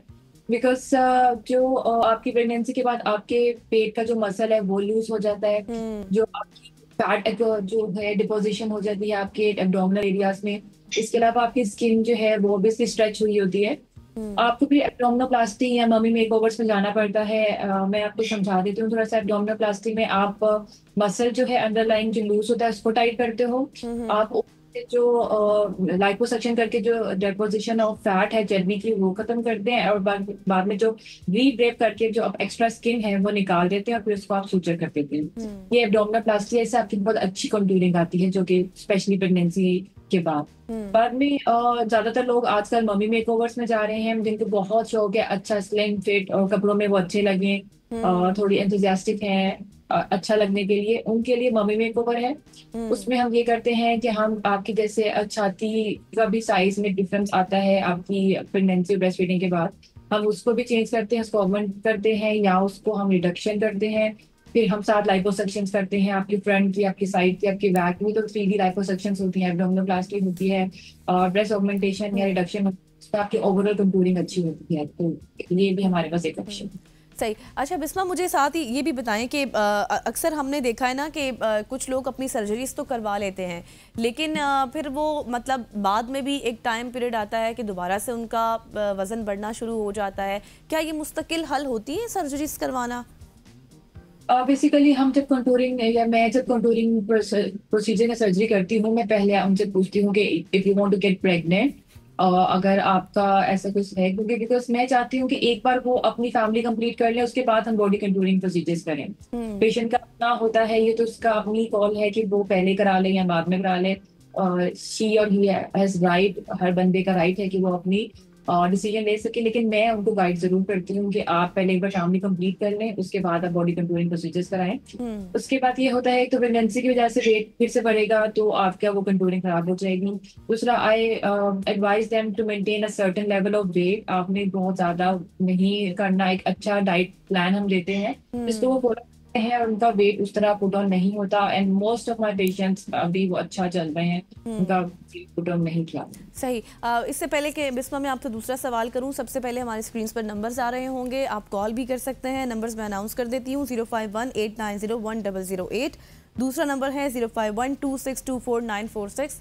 आप इन दोनों नंबर्स पर हमें कॉल कर सकते हैं। कॉल इन है, बिस्मा हमारे साथ मौजूद है। अगर आपका कोई भी सवाल है, इशू है, आप बिस्मा से पूछ सकते हैं। अच्छा बिस्मा, जिस तरह से आप बात करी थी कि आपके पास बहुत सारे अभी आपके पेशेंट्स ऐसे भी हैं जिनको आप डाइट बताते हैं कि आपने ये डाइट लेनी है, फिर ज़ाहिर एक प्रेगनेंसी का पीरियड आता है, उसमें आपका दोबारा वेट गेन भी हो जाता है। तो ये अगर डाइट प्लान बीच में ही छोड़ दें लोग तो फिर भी इफ़ेक्ट होता है, मतलब दूसरी डाइट लेना शुरू कर देते हैं, तो ये फिर उनकी इफ़ेक्ट होती है बॉडी? एक्चुअली मेरा डाइट प्लान ना थोड़ा सा पर्सनलाइज्ड है। मैं लोगों के साथ बैठ के उनसे बात करके उनकी लाइकिंग डिसलाइकिंग उनकी रूटीन को पूछ के बनाती हूँ ताकि वो सस्टेनेबल बने। कोई बहुत ज्यादा बड़ा डाइट प्लान नहीं देती, मैं बहुत सीरियस किस्म का नहीं देती कि जो सस्टेन ना कर सके, लंबा ना चल सके। मेरा थोड़ा सा पर्सनलाइज होता है पेशेंट्स के साथ, हम उनको बैठ के उनकी लाइकिंग डिसलाइकिंग और उनकी रूटीन के लिहाज से बनाते हैं तो वो सस्टेन कर लेते हैं। ऐसा नहीं है कभी मेरे पेशेंट्स ने कुछ प्रॉब्लम हो, अगर वो कहें मुझे ये पसंद है मैं ये नहीं कर पा रहा, तो उसको चेंज कर लेते हैं। तो they are always on WhatsApp, और वैसे मेरे पीए के साथ, मेरे मैनेजर के साथ वो इन कॉन्टेक्ट रहते हैं। सही। और डाइट के साथ साथ जो हमारी डेली रूटीन होती है जिसमें एक्सरसाइज, वॉक, ये सब भी जरूरी होता है। Yes, it's obviously, definitely, बहुत जरूरी है आपका। कुछ लोग तकिया कर लेते हैं ना डाइट पे। मैं एज प्लास्टिक सर्जन भी खुद डाइट, एक्सरसाइज, जिम सब कुछ करती हूँ। मैं लोगों को भी यही कहूंगी कि आप पहले उसी से ट्राई करें। मैं चाहती हूँ कि बेसिकली ये सारे बॉडी कंटूरिंग प्रोसीजर है, वेट लॉस प्रोसीजर्स नहीं है। आप अपना जो है एक सर्टेन लेवल पे स्टबर्न फैट हो जाती है, उसके बाद आपको लाइपोसक्शन, एब्डोमिनोप्लास्टी के अलावा फायदा नहीं होता, तब आप ये कर सकते हो। अदरवाइज पहला तो आपको चाहिए, आपकी हेल्थ इंपॉर्टेंट है, आप उसको वेट लॉस जो करें और डाइट, जिम, एक्सरसाइज से करें। दैट इज माई आप ज्यादा यंग लगेंगे, आप जितनी आपकी एज है उतनी नहीं लगती, बिकॉज आप डाइट, एक्सरसाइज और जिम करते हैं, वो बहुत अच्छा है, आपको वो करना चाहिए। अच्छा बिस्मा, मुझे कल हम अपने इसी शो में सुबह की सोच में एक ट्रेंडिंग स्टोरी शेयर कर रहे थे, बट वो कोरिया से थी। उसमें हमने ये खबर शेयर की थी कि एक लेडी थी जिन्होंने बहुत सर्जरियां कराई फेस की, जिससे क्या हुआ कि उनके साइड इफ़ेक्ट्स हुए, उनका ज़हनी तवाज़ुन भी इंसान का ख़राब हो जाता है, स्ट्रेस भी होता है और भी बहुत सारी बीमारियाँ। तो लोगों में एक ये भी चीज़ है कि इस तरह की सर्जरीज कराने से ना कोई नेगेटिव इम्पैक्ट भी होता है, तो क्या है कोई इस तरह की भी चीज़? ये बड़ा अच्छा क्वेश्चन है आपने पूछा। बेसिकली अगर आप किसी लोग अगर किसी ट्रेन बंदे के पास जाएंगे, किसी पढ़े लिखे एजुकेटेड सर्जन के पास जाएंगे, तो कभी भी आपको मिसगाइड नहीं करेगा। वो कभी भी आपको वो चीज नहीं बोलेगा जो जिसके साइड इफेक्ट्स आएंगे, जो खतरनाक है, जो आप डिजर्व नहीं करते, जो आपके लिए ठीक नहीं है, ठीक है, वो कभी भी नहीं बोलेगा।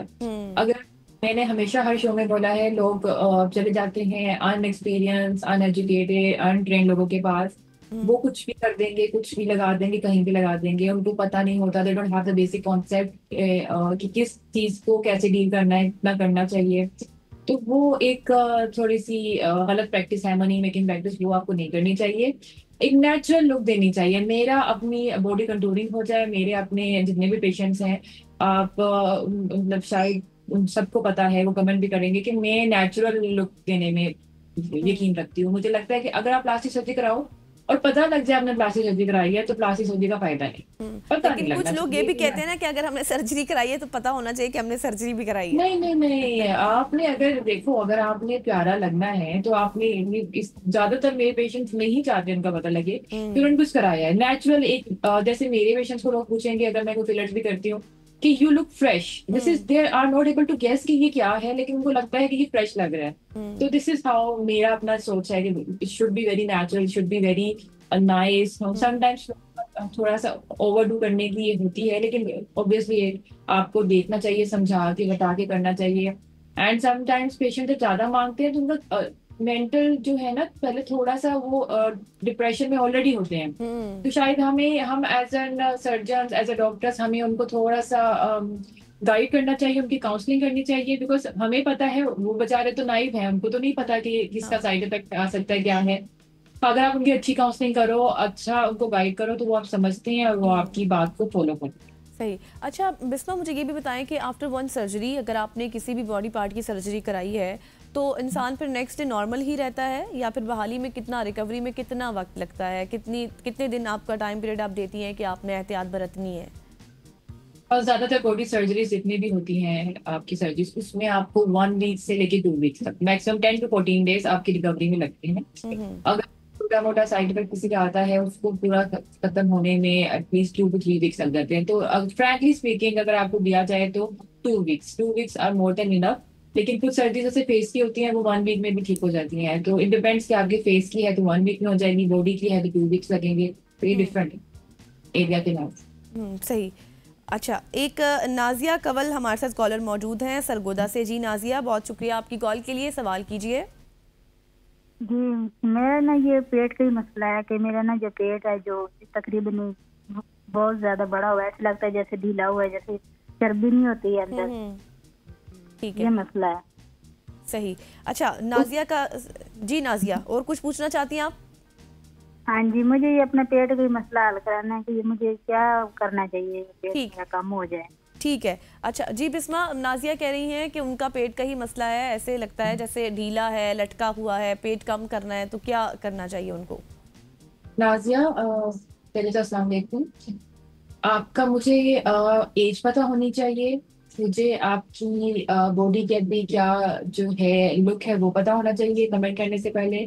तीसरा, मुझे आपकी प्रेगनेंसी की हिस्ट्री पता होनी चाहिए। आप मैरिड हैं, अनमैरिड हैं, उसमें प्रेगनेंसी है, कितनी प्रेगनेंसीज हैं, फैमिली कंप्लीट है, कितने बच्चे हैं, ओवरऑल कितनी लैक्सिटी है, मैं आपको तभी गाइड कर सकती हूँ। और अगर आपका वेट से एक्सरसाइज से नहीं जा रहा, और अगर आपकी स्किन की लैक्सिटी इतनी ज्यादा नहीं है, एज आपकी कम है, तो लाइपोसक्शन से आपका पेट अच्छा हो जाएगा। बिल्कुल। नाजिया की कॉल तो अभी ड्रॉप हो गई है बिस्मा हमारे साथ, लेकिन ये है कि ओवरऑल आप उनको अगर कोई डाइट वगैरह प्लान बता दें सर्जरी के साथ साथ। डाइट प्लान मैंने आपको पहले बताया था कि you can show my number two them. चाहिए मेरी पीए इनको डाइट प्लान, इनके नाम, इनकी एज और इनकी जो हिस्ट्री है सारी एग्जैक्ट, क्योंकि समटाइम्स कोमोप्स होते हैं, समटाइम्स आपकी प्रेगनेंसी हिस्ट्री होती है, समटाइम्स आपकी और भी डिफरेंट पीसीओएस की हिस्ट्रीज हैं, आपकी इश्यूज हैं, आपको हार्मोनल इश्यूज हैं। हम उस लिहाज से और आपकी लाइकिंग डिसलाइकिंग के लिहाज से आपको प्लान देंगे जनरली तो मैं बेसिकली बहुत पर्सनलाइज्ड हूँ, बहुत परफेक्शनिस्ट हूँ, तो मैं टारगेटेड काम करती हूँ और उनको लेके चलती हूँ। बिल्कुल, ये अच्छी चीज़ है कि आप पेशेंट के साथ बैठ के उनके अकॉर्डिंग उनको डाइट प्लान भी देती हैं और उनको सजेस्ट भी करती हैं। और रब नवाज एक और कॉलर हैं हमारे साथ रावलपिंडी से। जी रब नवाज, बहुत शुक्रिया आपकी कॉल के लिए, अपना सवाल कीजिए। Hello ma'am.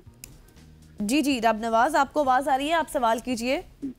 जी जी, मेरा सवाल ये है कि मैम मेरे वो जो है ना ये घास ये बहुत लटक जाते हैं, तो ये जो इसका कुछ सर्जरी हो सकती है कि सामने जो गाल होते हैं?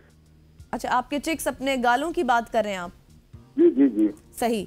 अच्छा, रब नवाज का सवाल है बिस्मा कि उनके जो चिक्स हैं, फेस चिक्स, वो लटक जाते हैं, इनकी भी सर्जरी होती है? हाँ जी बिल्कुल। आप उसमें भी मैं बताऊंगी, अगर आपकी रब नवाज की जो एज है वो थोड़ी 35+, 40+ है, तो उसके लिए फेसलिफ्ट सर्जरी होती है। रब नवाज, आपकी क्या एज है बताइएगा? 57। 57। हाँ, तो आपके लिए रब नवाज फेसलिफ्ट सर्जरी है। अगर आप उसके अलावा कोई चीज कराओगे, अगर आप बोटॉक्स के अलावा फिलर्स या थ्रेड लिफ्ट कराओगे, वो आपका सस्टेनेबल नहीं है। आपकी फेसलिफ्ट सर्जरी होगी जिसमें आपके ये पूरे एरिया को करके यहाँ पर एक आपका इंसिजन आएगा जो कि पता नहीं चलता, और आपकी सारी जो चीक्स हैं जो लटक गए हैं आपके गाल, वो हम खींच के टाइट कर देंगे। तो आपके लिए तो डेफिनेटली वो की प्रोसीजर है, और उससे आप 10 साल छोटे लगेंगे, वो भी 10 साल के लिए। सही। रब नवाज की तरह और भी बहुत सारे लोग हैं जो अपनी फेस लिफ्टिंग के हवाले से बात करते हैं। अच्छा, मुझे बिस्मा ये बताएगा कि जो फेस होती है सर्जरी फेस लिफ्टिंग के हवाले से, इसके भी कोई साइड इफेक्ट्स होते हैं? फेस लिफ्ट की सर्जरी ऑब्वियसली पहले तो ये बताएंगे, अगर आप टेक्निकल बंदे के पास, एक्सपीरियंस बंदे के पास जाते हैं तो साइड इफेक्ट बहुत मिनिमम होते हैं, बिकॉज उनको पता है कि क्या चीज है, क्योंकि यहाँ पर आपके नर्व्स जा रही हैं, फेशियल नर्व है, उनको आपने सेव करना होता है। ठीक है, अब ऐसे तो नहीं है, आपको तो एक्सपीरियंस उसमें चाहिए, और आपके फेशियल नर्व को सेव करना, आर्टरी सेव करनी है, ब्लीडिंग हो सकती है, उसको सर्जन को पता होता है कि हमने उसको कहाँ कहाँ ब्लीडर से हमने इसको अच्छी ब्लीडिंग कंट्रोल के साथ चलना है। तो बेसिकली इतने साइड इफेक्ट्स नहीं है अगर आप ट्रेन बंदे के हाथ से करते हो, लेकिन it's a very good thing. आप बहुत बहुत यंग, आपने देखा होगा बहुत से, I can not quote the name, लेकिन बहुत से लोग आपको बहुत यंग लगते हैं, दो अच्छी एज और आपको भी पता है, उन सब ने फेस लिफ्ट सर्जरी कराई हुई है और उसका कोई खास साइड इफेक्ट की सर्जरी हम फिर अगर किसी फॉर एग्जांपल जैसे रब नवाज को ले लेते हैं, अगर ये अपने चिक्स की सर्जरी कराते हैं वन टाइम, फिर नेक्स्ट ये कब तक उनका ये प्रोसेस मेंटेन रहेगा? अगली सर्जरी भी उनको करानी पड़ेगी, अगला सेशन लेना होता है या वन इज इनफ? उसका ये है कि 2 वीक्स लगते हैं आपके टांके जो है हम जो लगाएंगे उसको निकालने में। ठीक है, तो हीलिंग का टाइम 10 दिन से 14 दिन के बीच में होता है। दूसरा ये है कि जो आप कह रहे हैं कि आपको जरूरत पड़ती है, आप 10 साल छोटे लगते हो, लाइक इफ ही इज 50, वो कम से कम भी 40 या 40 से भी कम लगेगा। ठीक है, उससे भी कम लग सकते हैं, मैं जनरल आपको दे रही हूँ। ठीक है, दूसरा ये है कि आपको नेक्स्ट 10 to 15 ईयर्स के लिए, 10 ईयर्स के लिए कम से कम भी जरूरत नहीं पड़ती सर्जरी। अच्छा, 10 से 15 साल का पीरियड है। बेसिकली हम ना नीचे वाले सिर्फ ऊपर की स्किन हम टाइट नहीं करते, हमारे जो एज के साथ साथ हमारे नीचे की स्मैश लेयर है वो लटक जाती है, हम उसको भी हिच करते हैं, टाइट करते हैं सर्टन वेक्टर में, और एक्स्ट्रा स्किन भी हम निकालते हैं, तो वो पूरा टाइट होता है, वो अच्छा, बहुत अच्छा रिजल्ट आता है। सही। एक लास्ट कॉलर भी हमारे साथ मौजूद है, कौन है जी इस वक्त हमारे साथ? चले कॉल हमारी ड्रॉप हो गई है। Thank you so much Bisma, doctor Bisma Bilal हमारे साथ मौजूद थी और बहुत अच्छा कॉम्प्रिहेंसिव हम बात कर रहे थे। Thanks for being with us Bisma once again, बहुत अच्छा लगा आपसे मिलके। जिस तरह से भी हमने बात की कि हर बॉडी पार्ट की आप सर्जरी करा सकते हैं, उसका कितना वक्त लग सकता है, और अगर आप फेस लिफ्टिंग कराते हैं क्योंकि ज़्यादा रुझान लोगों का फेस के ऊपर ही होता है, तो उससे आपको 10 से 15 साल तक एटलीस्ट दोबारा सर्जरी नहीं करवानी पड़ती, दूसरा सेशन नहीं लेना पड़ता। यहाँ पर लेंगे एक शॉर्ट सी ब्रेक, वापस आएंगे, स्टे विद अस।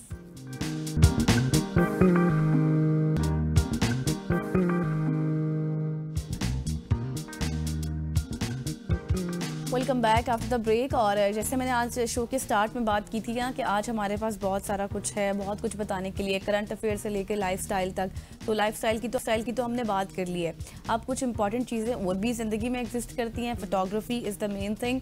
आप कहीं जाते हैं, शादियाँ होती हैं या कुछ भी, तो आपने फ़ोटो तो पहले बनानी होती है, आप कहते हैं पिक्चर पहले ले ली जाए।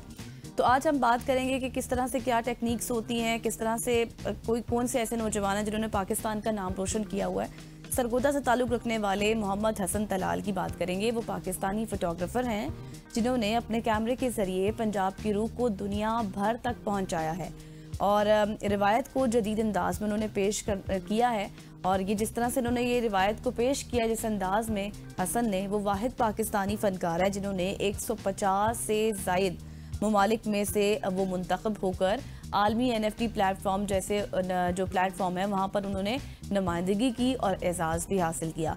उनकी तस्वीरें अगर आप देखें, उनकी डॉक्यूमेंट्रीज देखें तो सिर्फ खालिस सकाफती विरसे को महसूस कर रही हैं, बल्कि इसके साथ साथ पेरिस की बात करूँ मैं, अगर लंदन की बात करूँ, या फिर दुनिया के ऐसे बड़े बड़े ममालिक की बात करूँ, या फिर आर्ट गैलरीज की बात करूँ, वहाँ तक जाकर उनकी नुमाइश होती है, उनकी पिक्चर्स की, उनकी जितनी भी स्क्रीनिंग होती है, और वो पाकिस्तान का नाम भी रोशन कर रहे हैं। इसके साथ साथ हसन की फ़नकाराना जो तख्लीक़ात हैं दरअसल एक सफ़ीर की हैसियत रखती हैं, जो पाकिस्तान की पहचान और फ़ख्र को आलमी सतह पर उजागर करती है। तो आज हमारे साथ मौजूद भी हसन हुद हैं। हसन से बात, आप पेंटिंग आर्टिस्ट हैं। Thank you so much Hasan for your time. सबसे पहले तो जिस तरह से मैंने इब्तिदा में बात की, शायद मैं इतना अच्छा एक्सप्लेन नहीं कर पाई होंगी जितना आप खुद करेंगे। आपने फोटोग्राफी के ज़रिए जिस तरह से पंजाब की रूह को दुनिया तक पहुँचाया है, इस सफ़र का आगाज़ आपने किस तरह से किया, किस चीज़ ने आपको इंस्पायर किया? जी, पंजाब के साथ मेरी अटैचमेंट बचपन से है, क्योंकि मेरा ताल्लुक एक ज़मींदार घर से। तो जब मैंने फोटोग्राफी का आगाज़ किया तो मुझे फील हुआ कि एक जो ये है पंजाब की खूबसूरती है या पंजाब की सकाफत है, उसको इस तरह डॉक्यूमेंट नहीं किया जा रहा। किसान की लाइफ को, रोजमर्रा जो गांव में चीजें हो रही होती हैं, काम हो रहे होते हैं, उनको उस तरह डॉक्यूमेंट नहीं किया जा रहा था। तो वहां से मुझे आइडिया है कि क्यों ना मुझे अपने पंजाब की खूबसूरती को लोगों तक पहुंचाऊं, अच्छा, दुनिया तक। मुझे ये भी बताएं कि जिस तरह से अभी आपने पंजाब की बात की, किसानों की बात की, यकीनी तौर पर मैं भी जब किसी गाँव वाले एरिया में चली जाती हूँ, किसी भी गाँव का विजिट करती हूँ, तो वहाँ की जो चीज़ें हैं, नेचुरल चीज़ें जो हो रही होती हैं, उसको देख कर वैसे दिल बहुत खुश होता है और कहता है कि इंसान यहीं पर रहने लग जाए। मुझे थोड़ा सा ये भी बताएं कि ये जो जिन प्लेटफॉर्म्स की मैंने बात की, NFT की बात की, coin.io की बात की, इसमें 150 से ज़्यादा ममालिक वहाँ पर मौजूद थे। इन ममालिक में वाहिद पाकिस्तानी आप हैं जो आप मुंतखब हुए। किस तरह का आपका वो एक्सपीरियंस था, कैसा आपने फील किया? अच्छा लगा। वो एक्चुअली ये था कि 150 कंट्रीज के जितने भी आर्टिस्ट थे वो पेंटर्स थे, मतलब अच्छा। बाकी मेरे अलावा जितने भी थे वो पेंटर्स थे। एक मैं वाइट फोटोग्राफर था जिसका काम उनके साथ वहाँ पे NFTs में डिस्प्ले किया गया। तो बहुत अच्छा लगा जी। और मैं इंशाल्लाह आगे भी यही रखता हूँ कि अपने पंजाब को इंटरनेशनली जितना हो सके उतने प्लेटफॉर्म पे ले जाया जाए। सही। अच्छा, ये एक बहुत अच्छी चीज़ है कि पेंटर्स के बीच में एक फोटोग्राफर और फिर पाकिस्तान की नुमाइंदगी करना, उसकी पिक्चर्स ऐसे इंटरनेशनली शेयर होना, that is very good thing और ये बहुत बड़ी बात भी है। अच्छा हसन, मुझे साथ ये भी बताएं कि आपकी जो नुमाइशें हैं वो पेरिस, लंदन और मुख्तलिफ सफारत खानों में भी पेश की गई। ज़ाहिर है वहाँ पर बड़े बड़े लोग हैं, आलमी नाजरीन ने भी पाकिस्तानी सकाफत को देखा। तो कैसा एक्सपीरियंस और कैसा फीडबैक आपको मिला? क्या आपको लगा कि आपकी स्क्रीन्स को देखा जा रहा है, तुम्हारे पिक्चर्स को देखा जा रहा है आपकी वहाँ पर? अच्छा रिस्पॉन्स मिला।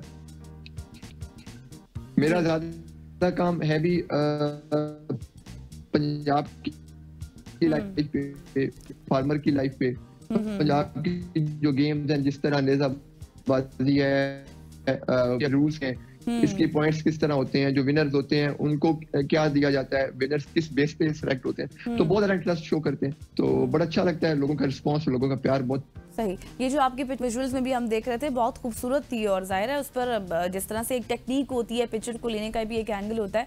थोड़ा सा ये भी बताएं कि ये जो टेंट पैगिंग है और गंदम की कटाई पर जो आपने डॉक्यूमेंट्रीज बनाई, जो हमने देखी भी, उनके पीछे क्या मकसद था, उनका क्या मुहर्रिक था आपका बनाने का? मैंने ये देखा है कि जो भी पंजाब के अंदर जो गांव के अंदर एक्टिविटीज हो रही होती हैं वो सिर्फ एक्टिविटी नहीं होती है, उसके पीछे एक बहुत बड़ी कहानी होती है, बहुत बड़ी मेहनत होती है। जैसे कोई भी फसल हो, जैसे आपने गंदम का कहा, तो गंदम की स्टार्ट से लेके एंड तक जो स्टेजेस हैं बहुत मुश्किल और लंबा एक ड्यूरेशन है, जिसके बाद जाके गंदम की कटाई होती है और उसको फिर लाया जाता है। तो मुझे उधर से आया कि इस मेहनत को डॉक्यूमेंट किया जाए, इस मेहनत को वीडियो की फॉर्म में दिखाया जाए, तो मैंने डॉक्यूमेंट्री बनाई और उसको लगाया। बिल्कुल बिल्कुल। और जिस तरह से आपने बात की ना, एक बहुत ही खूबसूरत बात आपने की कि जो भी काम हो रहा होता है ना गांव में, जैसे मैंने पहले भी जिक्र किया, उसके पीछे पूरी स्ट्रगल होती है, कैसे वो काम करते हैं, दिन रात ये मेहनत करते हैं। फिर उसके बाद जो आपने डॉक्यूमेंट्री बनाई वो भी बहुत अच्छी है। अच्छा, जब आप किसी प्रोजेक्ट पर काम कर रहे होते हैं तो आपका थॉट प्रोसेस क्या होता है कि मैं इसको किस तरह से डिलीवर करूँ? जी, सबसे पहले मेरे ज़हन में होता है कि एक कहानी, एक तस्वीर में एक कहानी को किस तरह मैं ला सकता हूँ। उसके बाद रोशनी, आपने देखा होगा मेरा जितना भी काम है मैंने कोशिश की है कि या सनराइज पे हो या सनसेट पे हो, ताकि एक रोशनी बहुत बड़ा एक किरदार अदा करती है किसी भी कहानी में। तो दो चीजें मेरी बहुत ज्यादा होती हैं, एक तो कहानी और दूसरा अच्छी रोशनी जी। तो ये दो चीजें मेरे माइंड में होती हैं जब भी मैं कोई कैप्चर करता हूँ। सही। अच्छा, मुझे हसन ये भी बता दें कि आप क्या समझते हैं, पाकिस्तानी सकाफत को महफूज करने के साथ साथ एक नया बयानिया भी दुनिया के सामने आप रखते हैं कि पाकिस्तान में यही चीजें हैं जिनको देखना चाहिए? बिल्कुल, मेरा मेन मकसद यही था कि लोग अपने कल्चर को अपनी जमीन को ऑन करें और इसके साथ जुड़ें। तो बिल्कुल, अब तो जब मैंने शुरू किया तब शायद पंजाब को मैं ही रिप्रेजेंट कर रहा था, लेकिन अब मैंने देखा कि बहुत लोगों ने बहुत सारे लोग इस चीज को वीडियोस फोटोज की फॉर्म में जो मेरा बयानिया था वो लोगों तक पहुंच चुका है और लोगों ने इस चीज को बहुत ज्यादा अप्रिशिएट भी किया। सही। हसन, मुझे लास्टली ये भी कि अब जो फोटोग्राफी के मैदान में जो नौजवान नस्ल आ रही है, आप उनको क्या पैगाम देना चाहेंगे? मैं तो कहूँगा कि वो लाजमी ज्वाइन करें। बहुत आप नेचर के करीब जाते हैं, आप अपनी रूट्स के करीब जाते हैं। इससे बहुत हेल्दी एक्टिविटी है और जब भी आप किसी चीज को बहुत क्लोजली देखते हैं तो आप उसकी खूबसूरती को भी देख पाते हैं। और फोटोग्राफी से हसन दलाल हमारे साथ मौजूद थे। इसी तरह से आप इंटरेस्ट बनाते रहें, फोटोग्राफी में आगे जाते रहें, पाकिस्तान का नाम रोशन करते रहें। Thank you so much for your time. यहाँ पर सुबह की सोच का वक्त अपने इख्तिताम को पहुँच गया है। मुझे, मेरी प्रोडक्शन टीम को कल तक के लिए इजाजत दीजिए। अल्लाह हाफिज।